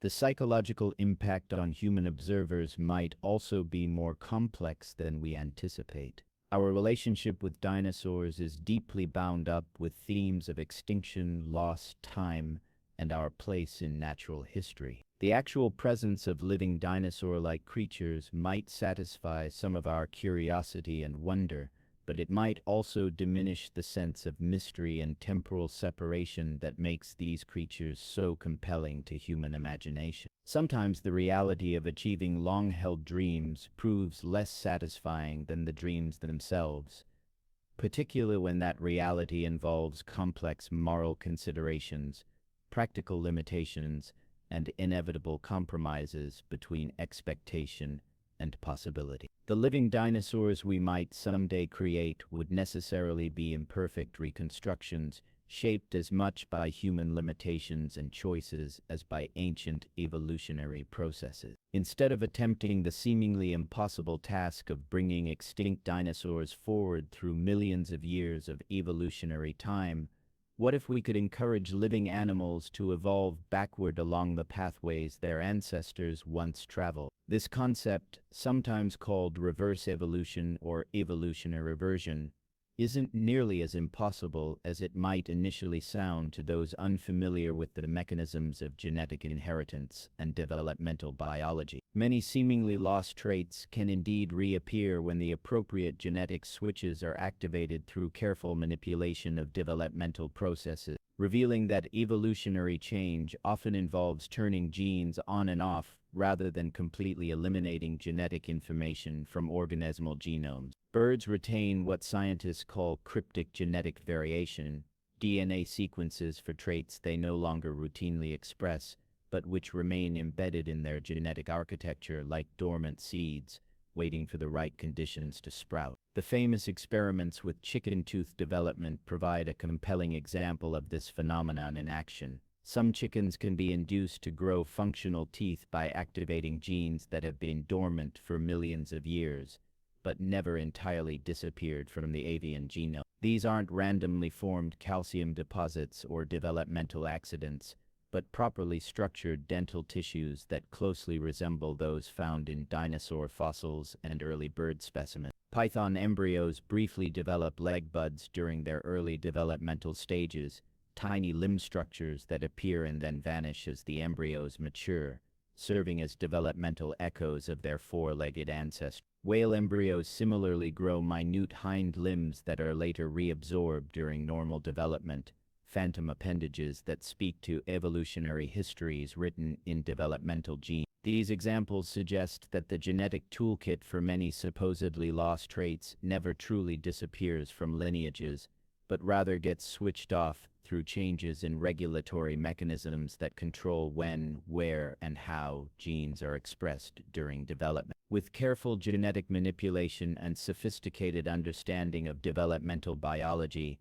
we might theoretically be able to coax modern birds to express increasingly dinosaur-like characteristics. The molecular basis for this approach lies in understanding how evolutionary developmental biology, or evo-devo as it's commonly known, controls the formation of anatomical structures during embryonic growth. Development doesn't proceed according to rigid genetic blueprints, but rather through dynamic networks of gene interaction, where the products of some genes regulate the activity of others in cascading chains of molecular communication. These regulatory networks can be remarkably flexible and responsive to experimental manipulation. By introducing specific signaling molecules at precise developmental stages, or by artificially activating genes that normally remain dormant, researchers can redirect developmental processes toward alternative outcomes that may resemble ancestral conditions. Several research groups around the world are actively exploring this approach to understanding evolutionary transitions. Jack Horner, the renowned paleontologist, who inspired the character of Dr. Grant in Jurassic Park, has proposed creating what he playfully calls a chickenosaurus by systematically activating dormant genes in chicken embryos to produce increasingly dinosaur-like characteristics. The goal of such research isn't to create dangerous or exotic creatures for entertainment purposes, but rather to better understand the evolutionary transition between dinosaurs and birds, by essentially running that transition in reverse under controlled laboratory conditions. By observing how genetic modifications translate into anatomical changes, scientists can test hypotheses about how major evolutionary transformations occurred and what developmental mechanisms were involved in producing the remarkable diversity of dinosaur body plans. The ethical considerations surrounding this approach are substantially different from those involved in true de-extinction projects. Rather than creating entirely new species or resurrecting organisms from extinct lineages, reverse evolution techniques work with existing animals to reveal hidden potentials already present in their genome. The animals produced would remain fundamentally modern birds, just expressing ancestral traits that had been switched off during millions of years of evolution. Such creatures might possess teeth, longer tails, different limb proportions, or altered feather patterns, but they would still be part of existing ecosystems rather than alien introductions from deep time. Their basic physiology, behavior, and ecological requirements would remain those of their modern parent species, eliminating many of the welfare and environmental concerns associated with more dramatic resurrection scenarios. The scientific knowledge gained from these experiments could prove invaluable for understanding evolutionary processes, developmental biology, and the relationship between genes and form across vast spans of evolutionary time. Each successful reversion of a lost trait provides insights into how evolutionary change occurs, how genetic information is preserved and modified over millions of years, and how developmental flexibility allows organisms to explore new morphological possibilities. This research also connects to broader questions in evolutionary biology about the degree to which evolution can be reversed, and the extent to which organismal development constrains or enables evolutionary change. Are there evolutionary pathways that can be retraced, or do the accumulated changes of millions of years create irreversible developmental commitments that prevent organisms from returning to ancestral state? Current evidence suggests that evolutionary reversibility varies enormously depending on the traits involved, the mechanisms by which they were lost, and the amount of time that has elapsed since their disappearance. Some characteristics, particularly those involving simple genetic switches, can be readily restored through targeted interventions. Others, especially those that required complex developmental reorganizations or involved the loss of entire genetic modules, may be effectively irreversible. The practical applications of reverse evolution research extend beyond satisfying scientific curiosity about dinosaurs to potentially important conservation and medical applications. Understanding how to activate dormant genetic programs could help endangered species adapt to rapidly changing environmental conditions by accessing genetic variants that have been suppressed but not eliminated from their genome. In medical context, the ability to reactivate beneficial genetic programs that have been shut down by disease or aging could offer new therapeutic approaches for treating various conditions. If we can understand how to safely restore ancestral developmental programs in controlled ways, we might be able to help organisms repair damaged tissues or organs by returning them to earlier, healthier configurations. The philosophical implications of successfully creating animals that bridge evolutionary gaps between ancient and modern forms would be profound, challenging our concepts of species boundaries, evolutionary directionality, and the relationship between past and present life forms. These creatures would exist in a unique temporal space, neither fully ancient nor entirely modern, but rather living demonstrations of evolutionary possibility and developmental flexibility. While we may never witness true dinosaurs thundering across modern landscapes, the exploration of reverse evolution offers a scientifically grounded pathway for glimpsing something approaching that impossible dream. Every activated ancestral gene, every restored ancient trait, every successful experimental reversion provides a small window into the deep evolutionary processes that connect us to the magnificent creatures that once ruled our planet. The living dinosaurs that already surround us in the form of birds carry within their genomes the compressed history of hundreds of millions of years of evolutionary experiment. Learning to read and carefully unlock portions of that genetic archive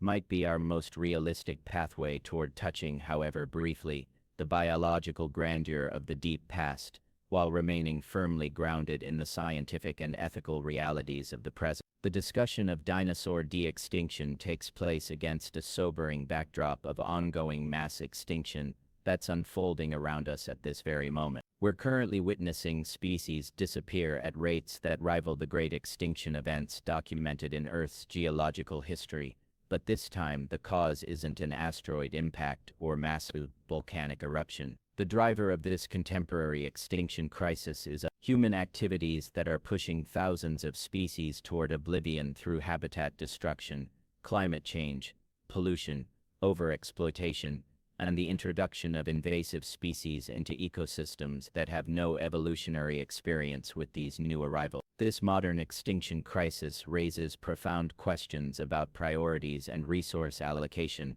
that extend far beyond the technical challenges of genetic resurrection. Should we be investing enormous sums and dedicating our brightest scientific minds to bringing back long-extinct dinosaurs when we're simultaneously failing to save species that are disappearing from the world today? The northern white rhino population has been reduced to just 2 individuals, both female, making natural reproduction impossible and leaving the species functionally extinct despite desperate last-minute conservation efforts. The vaquita porpoise, a small cetacean found only in Mexico's Gulf of California, has fewer than 20 individuals remaining in the wild, victims of fishing nets and habitat degradation that have pushed this unique marine mammal to the very brink of extinction. Countless invertebrates, plant fungi, and microorganisms are vanishing before we even know they exist, taking with them millions of years of evolutionary innovation and potentially valuable biological compounds that might have contributed to medicine,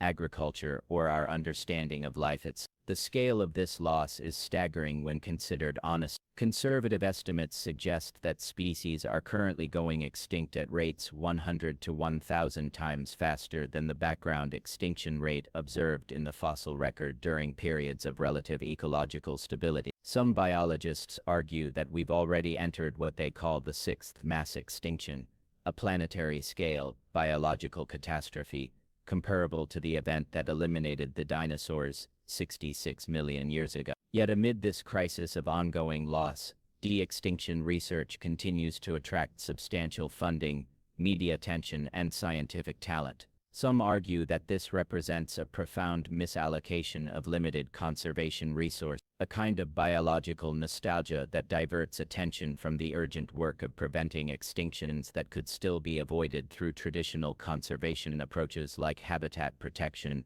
pollution reduction, and species management programs. Others contend that de-extinction technologies could actually enhance current conservation efforts by providing new tools for genetic rescue of endangered species. The same techniques being developed to resurrect extinct species, including advanced reproductive technologies, genetic editing capabilities, and cryopreservation methods, could potentially help save species that haven't yet crossed the threshold into extinction. Gene banking programs already preserve genetic material from thousands of endangered species in liquid nitrogen freezers around the world, creating biological insurance policies against future extinctions. If these techniques are refined through de-extinction research, they might eventually allow conservationists to restore genetic diversity to small populations, help species adapt to rapidly changing environmental conditions, or even maintain viable populations of endangered species through artificial reproduction when natural breeding becomes impossible. The knowledge gained from studying extinct genomes might also provide insights into evolutionary processes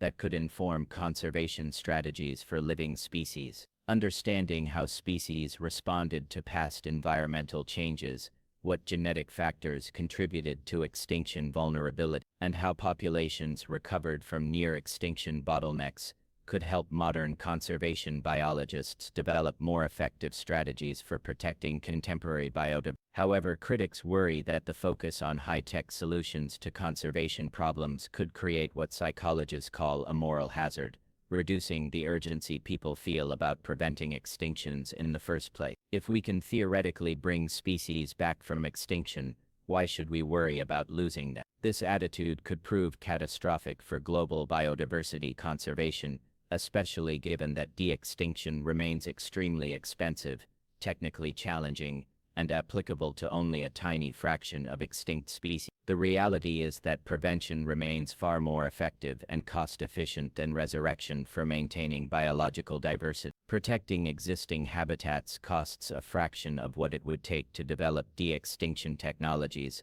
and habitat protection benefits entire ecosystems rather than individual charismatic species. Reducing greenhouse gas emissions, controlling pollution, and managing human population growth would save thousands of species for less than the cost of bringing back a single extinct one. There's also a temporal dimension to consider. Even the most optimistic projections for de-extinction technologies suggest they won't be ready for widespread application for decades, during which time countless more species will disappear forever. The passenger pigeon project, one of the most advanced de-extinction efforts currently underway, has been in development for over a decade and remains years away from producing any living birds, even under the most optimistic scenario.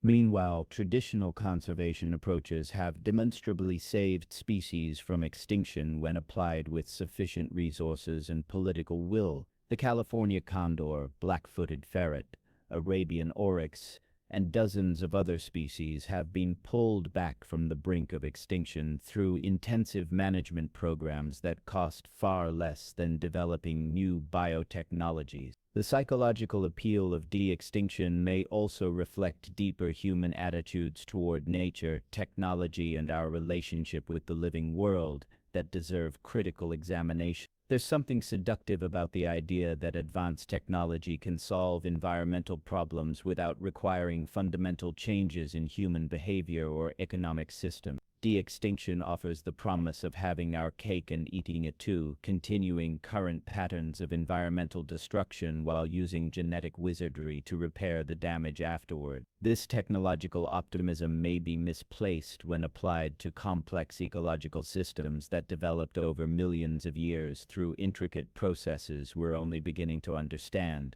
Ecosystems aren't mechanical systems that can be repaired by replacing broken parts. They're dynamic, interconnected webs of relationship that depend on countless variables including species composition, population dynamics, environmental conditions, and historical contingency. Even successful de-extinction efforts might not restore the ecological functions that extinct species once provided. A genetically resurrected passenger pigeon would still face the fundamental problem that the eastern North American forests it evolved to inhabit have been drastically altered by centuries of human development. The massive flux that once migrated across the continent couldn't exist in today's fragmented landscape regardless of how perfectly we recreated the birds themselves. The conservation context ultimately suggests that while de-extinction research may yield valuable scientific insights and technological capabilities, it shouldn't be viewed as a substitute for the urgent work of protecting species and ecosystems that still exist. The living world around us represents millions of years of evolutionary experimentation and ecological development that, once lost, can never be perfectly recreated through human technology, no matter how sophisticated our genetic engineering capabilities become. Our fascination with bringing back dinosaurs and other extinct species might be better channeled into appreciation for the remarkable diversity of life that still surrounds us, creatures and ecosystems that are no less wonderful than their extinct counterparts, but have the advantage of still being savable through human action and commitment. The technologies relevant to dinosaur de-extinction are advancing with breathtaking speed across multiple scientific frontiers, creating a convergence of capabilities that would have seemed like pure fantasy just a few decades ago. DNA sequencing costs continue to plummet while accuracy and speed increase exponentially, following technological trajectories that rival the famous Moore's Law in computing. What once required massive government-funded genome projects costing billions of dollars can now be accomplished in university laboratories with equipment that fits on a desktop and budgets measured in thousands rather than millions. Gene editing tools become more precise and versatile with each passing year, evolving from the relatively crude techniques of the early 2000s to today's sophisticated molecular scissors that can make changes to genetic code with unprecedented accuracy. CRISPR-Cas systems continue to be refined and expanded, with new variants offering improved precision, reduced off-target effects, and the ability to make increasingly complex modifications to living genomes. Base editing and prime editing technologies allow scientists to make single-letter changes to DNA without creating the double-strand breaks that can sometimes cause unwanted mutations. These tools operate more like molecular pencils than molecular scissors,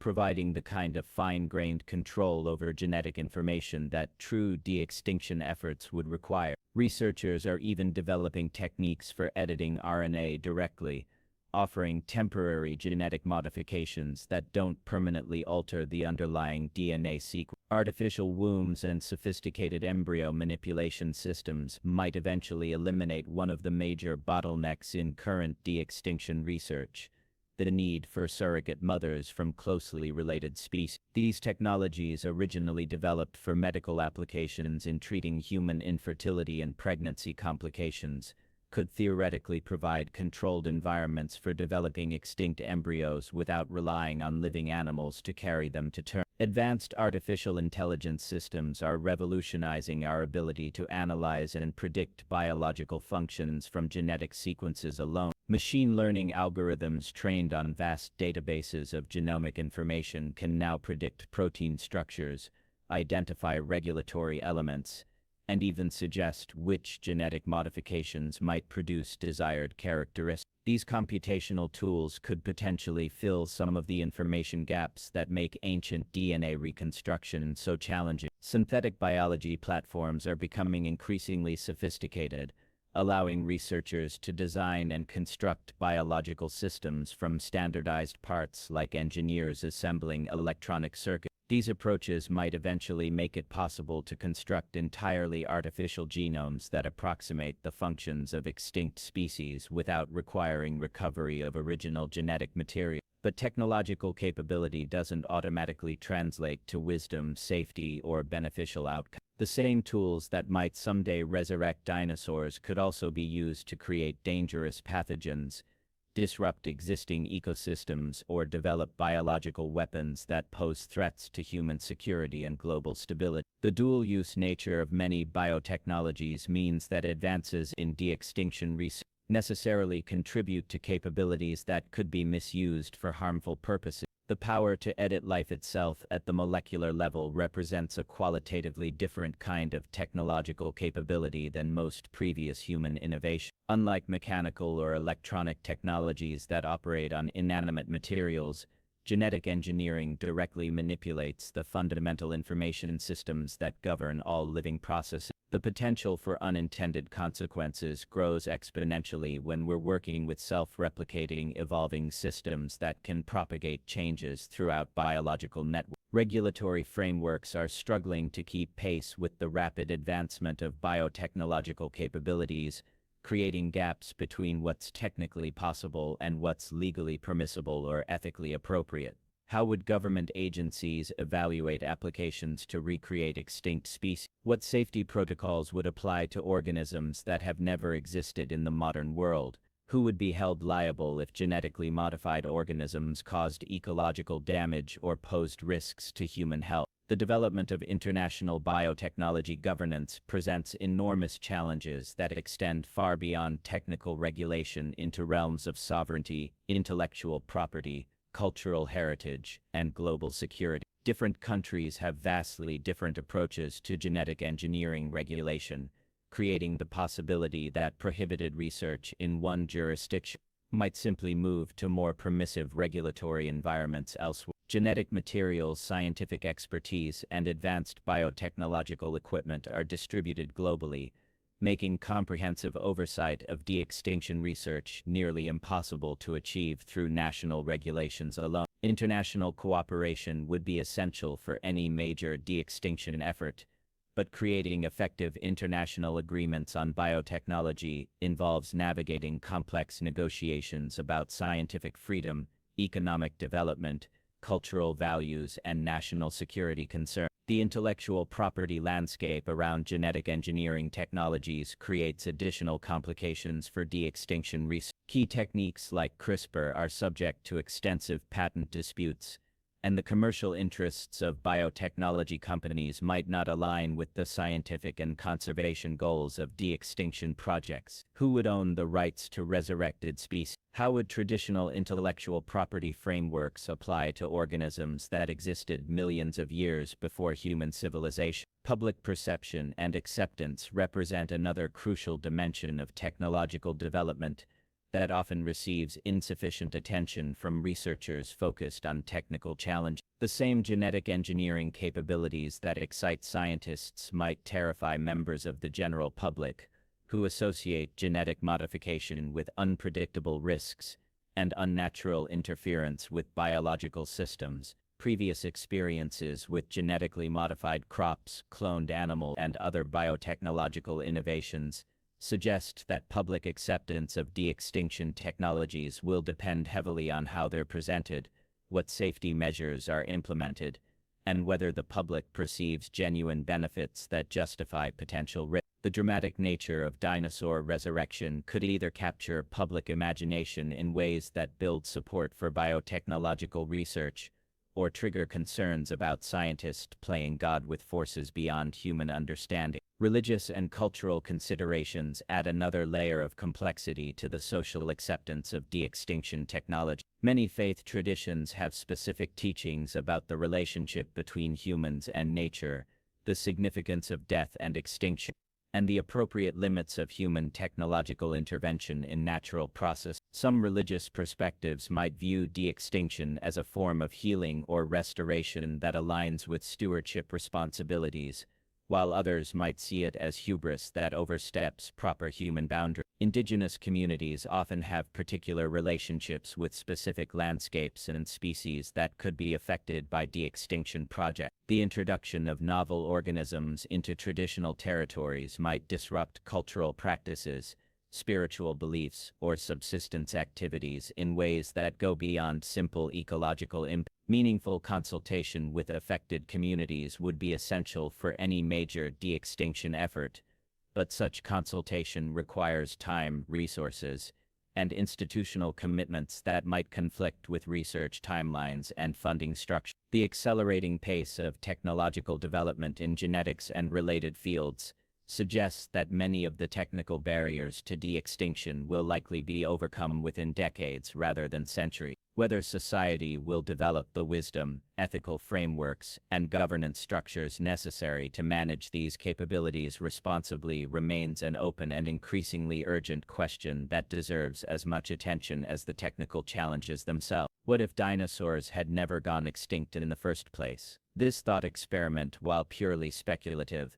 helps us appreciate both the magnitude of what we lost 66 million years ago and what we might theoretically be trying to regain through resurrection technology. The alternative evolutionary history that might have unfolded offers fascinating insights into the nature of evolutionary possibility and the contingent nature of life's development on Earth. In a world where the Chicxulub asteroid missed our planet or struck at a different angle that didn't trigger global ecological collapse, dinosaur evolution would have continued along trajectories we can only imagine. The diverse lineages that dominated Cretaceous ecosystems would have had another 66 million years to adapt, diversify, and explore new evolutionary possibilities. Given the remarkable intelligence already displayed by some dinosaur species, particularly the troodontids with their relatively large brains and sophisticated sensory capabilities, continued evolution might have produced creatures of extraordinary cognitive ability. Troodon, one of the most intriguing dinosaur genera, from a neurological perspective, possessed brain-to-body ratios that compared favorably with modern birds, which are among the most intelligent vertebrates alive today. These small theropods had large eyes suggesting excellent vision, possibly including color perception and depth perception superior to most mammals. Their hands were equipped with opposable digits capable of grasping and manipulating objects, and fossil evidence suggests they engaged in complex parental care behavior. Given another 66 million years of evolutionary refinement, could descendants of Troodon or similar species have developed tool use, language, abstract reasoning, or even technological civilization? The question isn't entirely fanciful when we consider that intelligence has evolved independently multiple times in Earth's history, appearing in cephalopods like octopi, mammals ranging from dolphins to primates, and birds including corvids and parrots.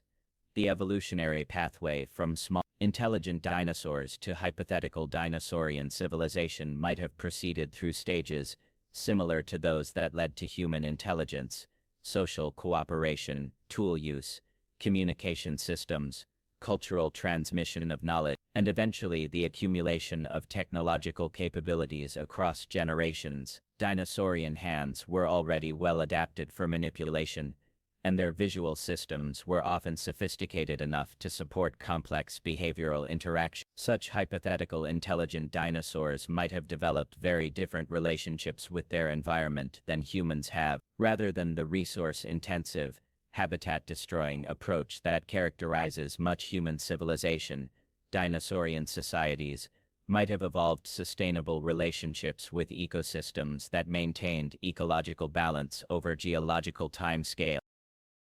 Consider the possibility that intelligent dinosaurs, retaining the biological heritage of creatures that lived successfully for over 160 million years, might have developed technologies based on biological principles rather than the mechanical and chemical approaches that define human technology. They might have domesticated other species for transportation, construction, and manufacturing, creating integrated biological systems that enhanced rather than degraded environmental quality. Flying dinosaurs, if their intelligence had continued to evolve, might have developed three-dimensional civilizations with architecture and transportation systems that made use of aerial space in ways that terrestrial mammals couldn't match. Their cities might have been vast aerial networks connecting forest canopies, mountain peaks, and coastal cliffs, leaving ground-level ecosystems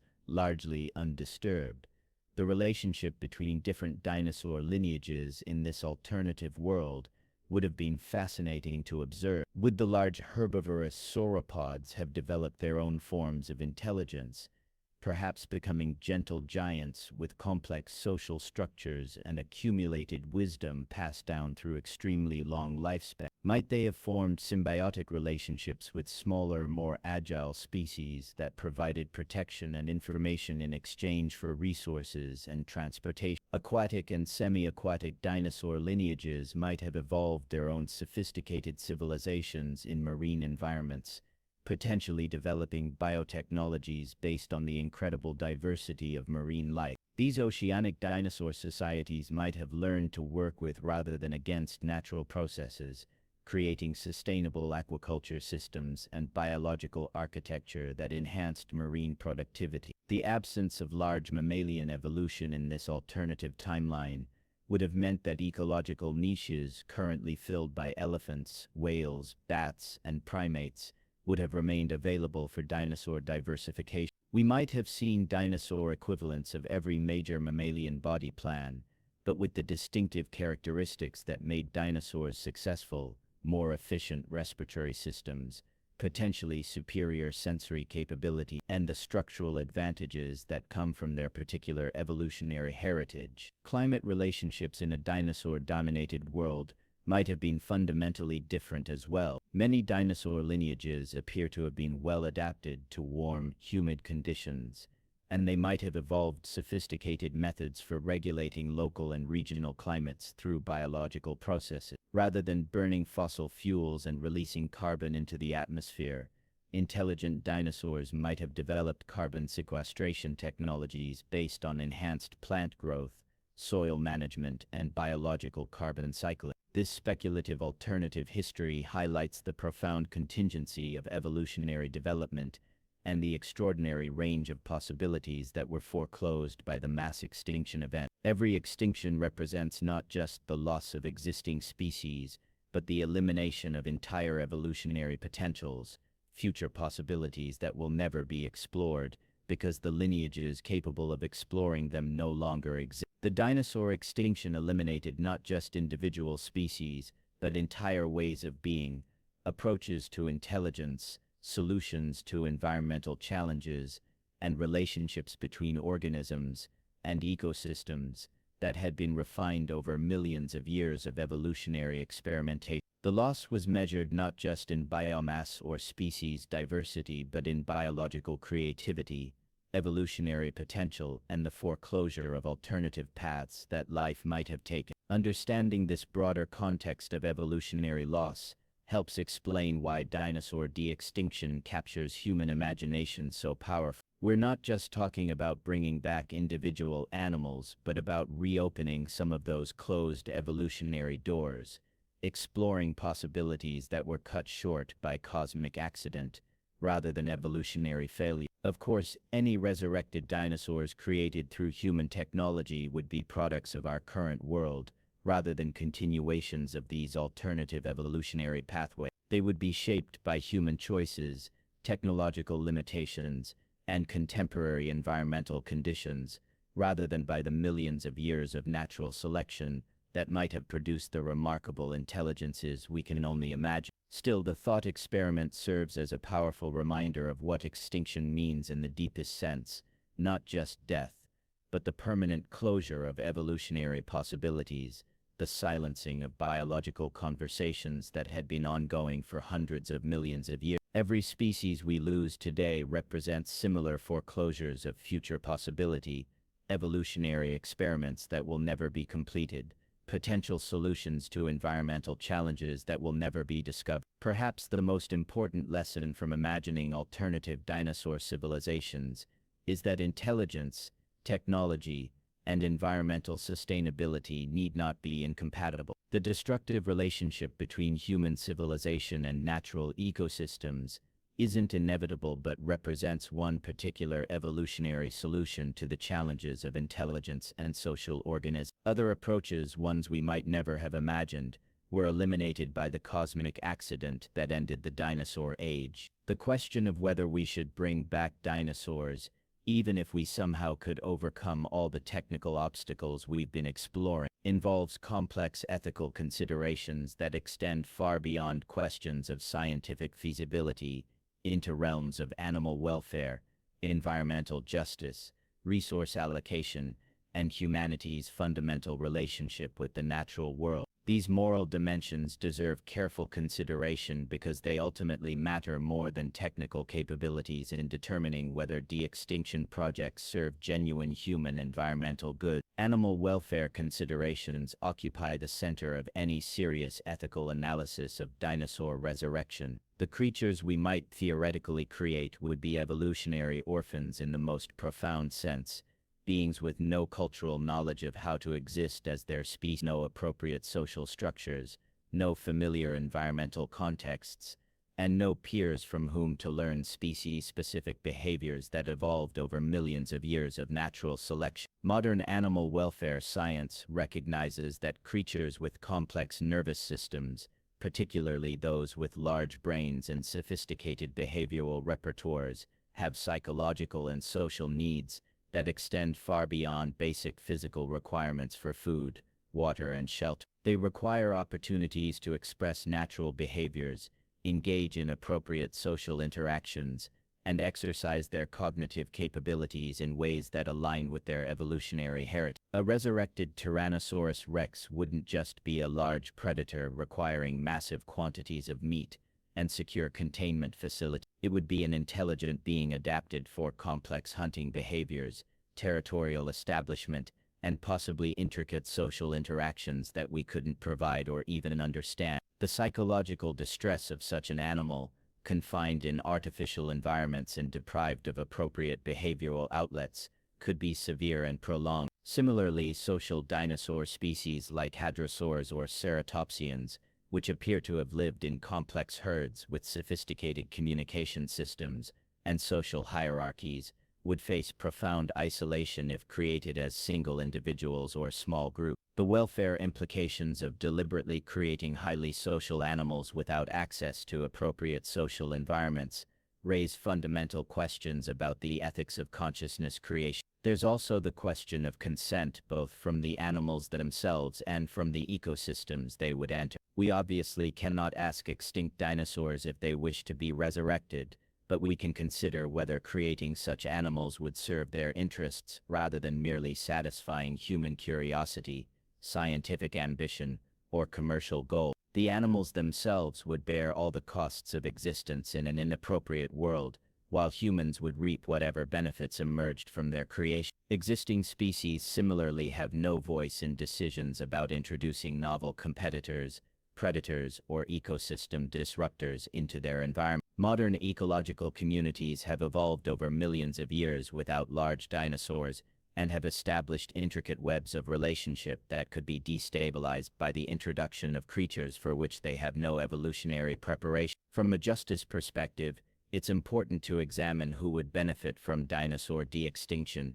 and who would bear the costs. The animals themselves, as we've discussed, might experience significant welfare problems. Existing species could face new pressures or disruption. Local communities living near de-extinction facilities or release sites might face risks or impacts they had no role in choosing. The primary beneficiaries would likely be researchers satisfying scientific curiosity, biotechnology companies developing profitable applications of de-extinction technologies, tourism operators capitalizing on public fascination with dinosaurs, and wealthy individuals or institutions able to afford access to these remarkable creatures. This distribution of costs and benefits raises questions about whether such projects represent responsible stewardship of technological capabilities or primarily serve elite interests at the expense of more vulnerable parties. Cultural and spiritual considerations add another dimension to the ethical landscape surrounding dinosaur resurrection.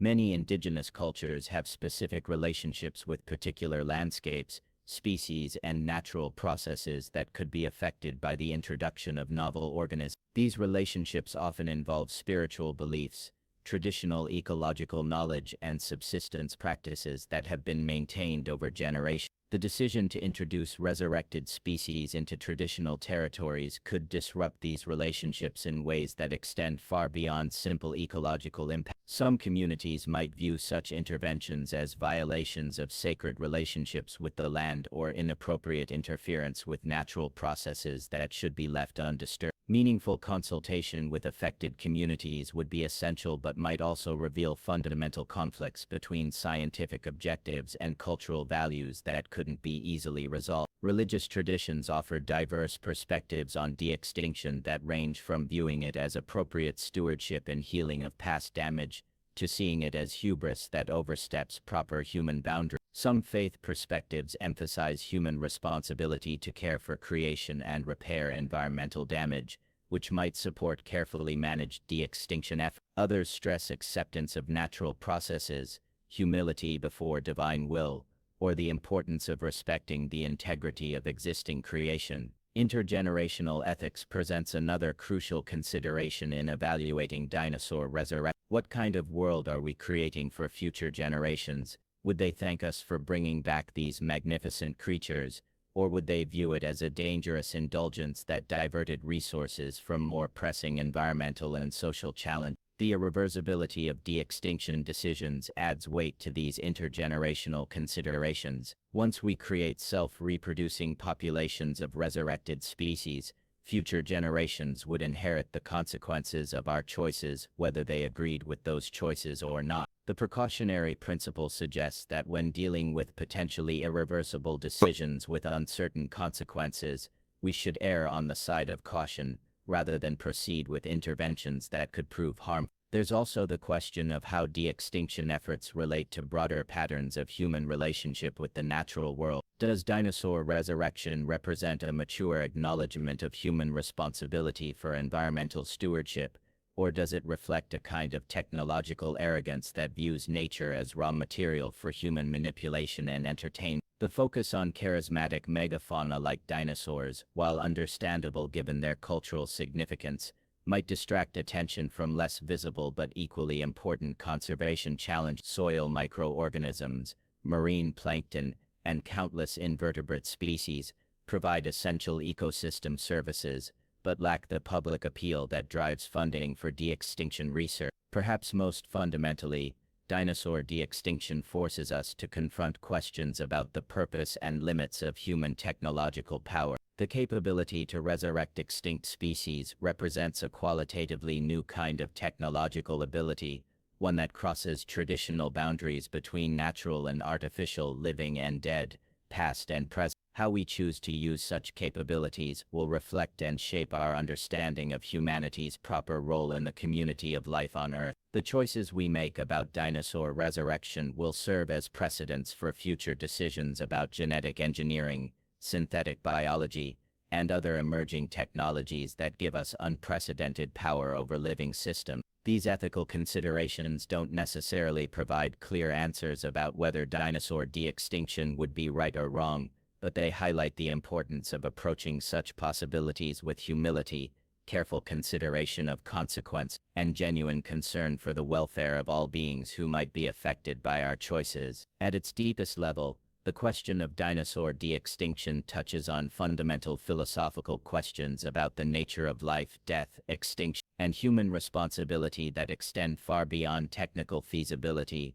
or practical considerations into realms of meaning, identity, and our understanding of what it means for something to truly exist or cease to exist. These philosophical dimensions deserve careful attention because they shape how we interpret the scientific possibilities and ethical considerations we've been exploring. What is extinction really? The question seems straightforward until we examine it close. Is extinction simply the absence of living individuals belonging to a particular species, or does it involve something more profound about the loss of evolutionary information, ecological relationship, and biological potential that accumulated over millions of years of natural selection and environmental adaptation? When the last passenger pigeon died in Cincinnati Zoo in 1914, something disappeared from the world that was more than just an individual animal or even a breeding population. An entire way of being that had been refined over millions of years vanished forever, along with all the ecological relationships, behavioral patterns, genetic adaptations, and evolutionary potential that species represent. But if we could somehow create new organisms with passenger pigeon characteristics through genetic engineering and synthetic biology, would they really be passenger pigeons? They might look similar and potentially fill similar ecological roles, but they'd be products of human design rather than natural evolutionary process. In what meaningful sense would they be the same as the original species that evolved through millions of years of natural selection in specific environmental context? This question connects to deeper philosophical problems about identity, continuity, and authenticity that have puzzled thinkers for millennia.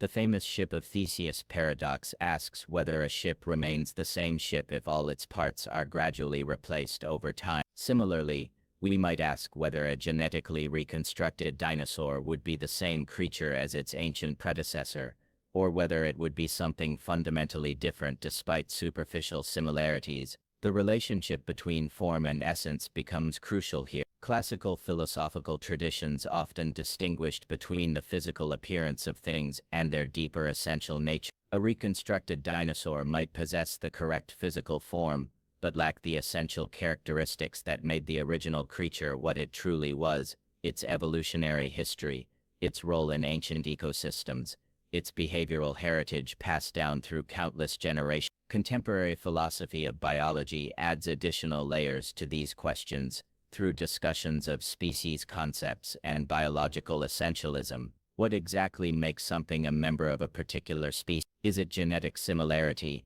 morphological characteristics, ecological function, evolutionary history, or some combination of these factors? Different answers lead to different conclusions about whether reconstructed organisms would genuinely represent their extinct predecessors. The temporal dimension of extinction raises particularly intriguing philosophical questions. Does the past have a different ontological status than the present? When we talk about bringing back dinosaurs, are we attempting to resurrect actual historical entities that once existed, or are we creating new things that merely resemble ancient ones? The difference might seem semantic, but it has profound implications for how we understand the meaning and value of de-extinction efforts. Some philosophers argue that extinction represents a fundamental break in continuity that cannot be bridged through technological intervention. Once a lineage ends, it ends forever, and any subsequent recreation produces something categorically different regardless of how similar it might appear.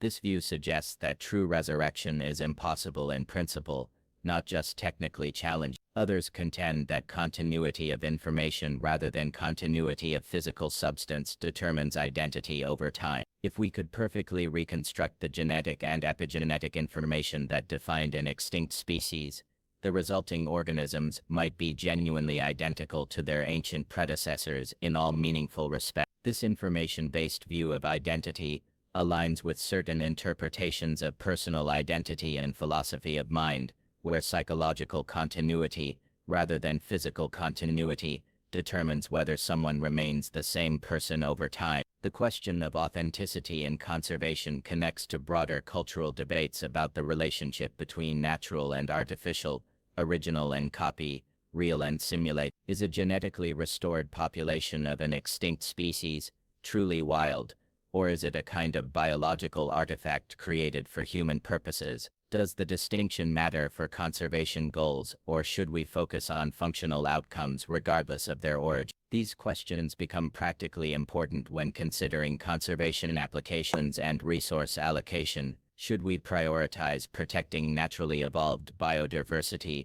or investing in technologies that might allow us to recreate lost diversity through artificial means? The choices we make reflect deeper philosophical commitments about the value of naturalness, the meaning of authenticity, and humanity's proper relationship with the biological world. The power to bring back the dead, even in limited biological contexts, fundamentally changes our relationship with extinction, mortality, and loss. Throughout human history, death has been understood as final and irreversible, a fundamental constraint that gives meaning and urgency to life. Technologies that blur the boundary between life and death, existence and non-existence, might alter human psychology and culture in ways we can barely imagine. Some philosophers worry that the promise of technological resurrection could diminish our appreciation for the irreplaceable value of existing life. If anything can theoretically be brought back, does individual existence become less precious? Would the possibility of de-extinction reduce our motivation to prevent extinctions in the first place, creating a moral hazard that ultimately increases rather than decreases the rate of biological loss? Others argue that de-extinction technologies represent appropriate applications of human intelligence and creativity in service of healing environmental damage. From this perspective, the ability to reverse some consequences of past extinctions reflects mature acceptance of responsibility for environmental stewardship, rather than inappropriate technological hubris. The agency and consent questions surrounding de-extinction connect to fundamental issues in moral philosophy about the ethics of creating conscious beings. Do we have the right to bring sentient creatures into existence without their consent? What obligations do we have toward beings we deliberately create? How do we balance the interests of resurrected individuals against broader environmental and human goals? These philosophical dimensions don't provide easy answers to practical questions about whether dinosaur de-extinction would be wise or ethical. Instead, they highlight the extraordinary complexity of issues that initially seem straightforward and remind us that technical capabilities always exist within broader contexts of meaning, value, and purpose that shape how those capabilities are understood and applied. Perhaps the most important philosophical insight from considering dinosaur resurrection is that extinction isn't just a biological phenomenon, but a profound existential reality that touches on the deepest questions about time, identity, loss, and possibility. How we approach these questions will shape not only our relationship with extinct dinosaurs, but our understanding of life, death, and humanity's evolving role in the community of Earth's living system. The conversation about bringing back dinosaurs ultimately becomes a conversation about what we value, what we hope for, and what kind of future we want to create through our choices and technology. These are philosophical questions that each generation must answer for itself, guided by wisdom, compassion, and careful attention to consequences we can foresee and those we cannot. And so, dear listener, we arrive at the end of our prehistoric journey, having wandered through ancient mysteries, cutting-edge science, and profound questions about life, death, and possibility. Could dinosaurs come back one day? The honest answer is that true dinosaurs, in all their original magnificence, almost certainly cannot return to our world. The DNA is gone, dissolved by time's relentless chemistry. The ecosystems they knew have transformed beyond recognition. The technical challenges remain enormous despite our advancing capabilities, but perhaps that isn't the most important question we've been exploring together. Our fascination with dinosaur resurrection reflects something deeper than simple scientific curiosity. It speaks to our wonder at life's incredible diversity, our grief at what's been lost, and our eternal hope that endings might not always be final. The dinosaurs that capture our imagination were real creatures that walked this earth, breathed its air, raised their young, and lived rich lives we're only beginning to understand. What we can do, right now, is honor their memory by protecting the life that remains. The birds outside your window carry dinosaur DNA in every cell, living reminders of evolutionary success that survived the Great Catastrophe. The ecosystems around us hold millions of species we haven't even discovered yet, creatures no less remarkable than their extinct predecessors. The future offers possibilities for genetic tools that could help species adapt to changing climates, recover from population bottlenecks, and thrive alongside human civilization. Maybe the most important legacy of dinosaur de-extinction research isn't bringing back the past, but learning to be better guardians of the present. Every species we save today is a victory against the forces that claimed the dinosaurs. Every ecosystem we protect is a sanctuary for ongoing evolutionary experiments. Every choice we make to value living systems over short-term convenience continues the story that began billions of years ago and connects us to creatures, both ancient and yet to come. The living dinosaurs among us, those remarkable birds, remind us that extinction and survival often intertwine in unexpected ways. Evolution doesn't just end stories, it transforms them, carrying forward the best adaptations while exploring new possibilities. Perhaps that's the real lesson here. Life finds ways to continue, to adapt, to surprise us with its resilience and creativity. So where are you listening from tonight?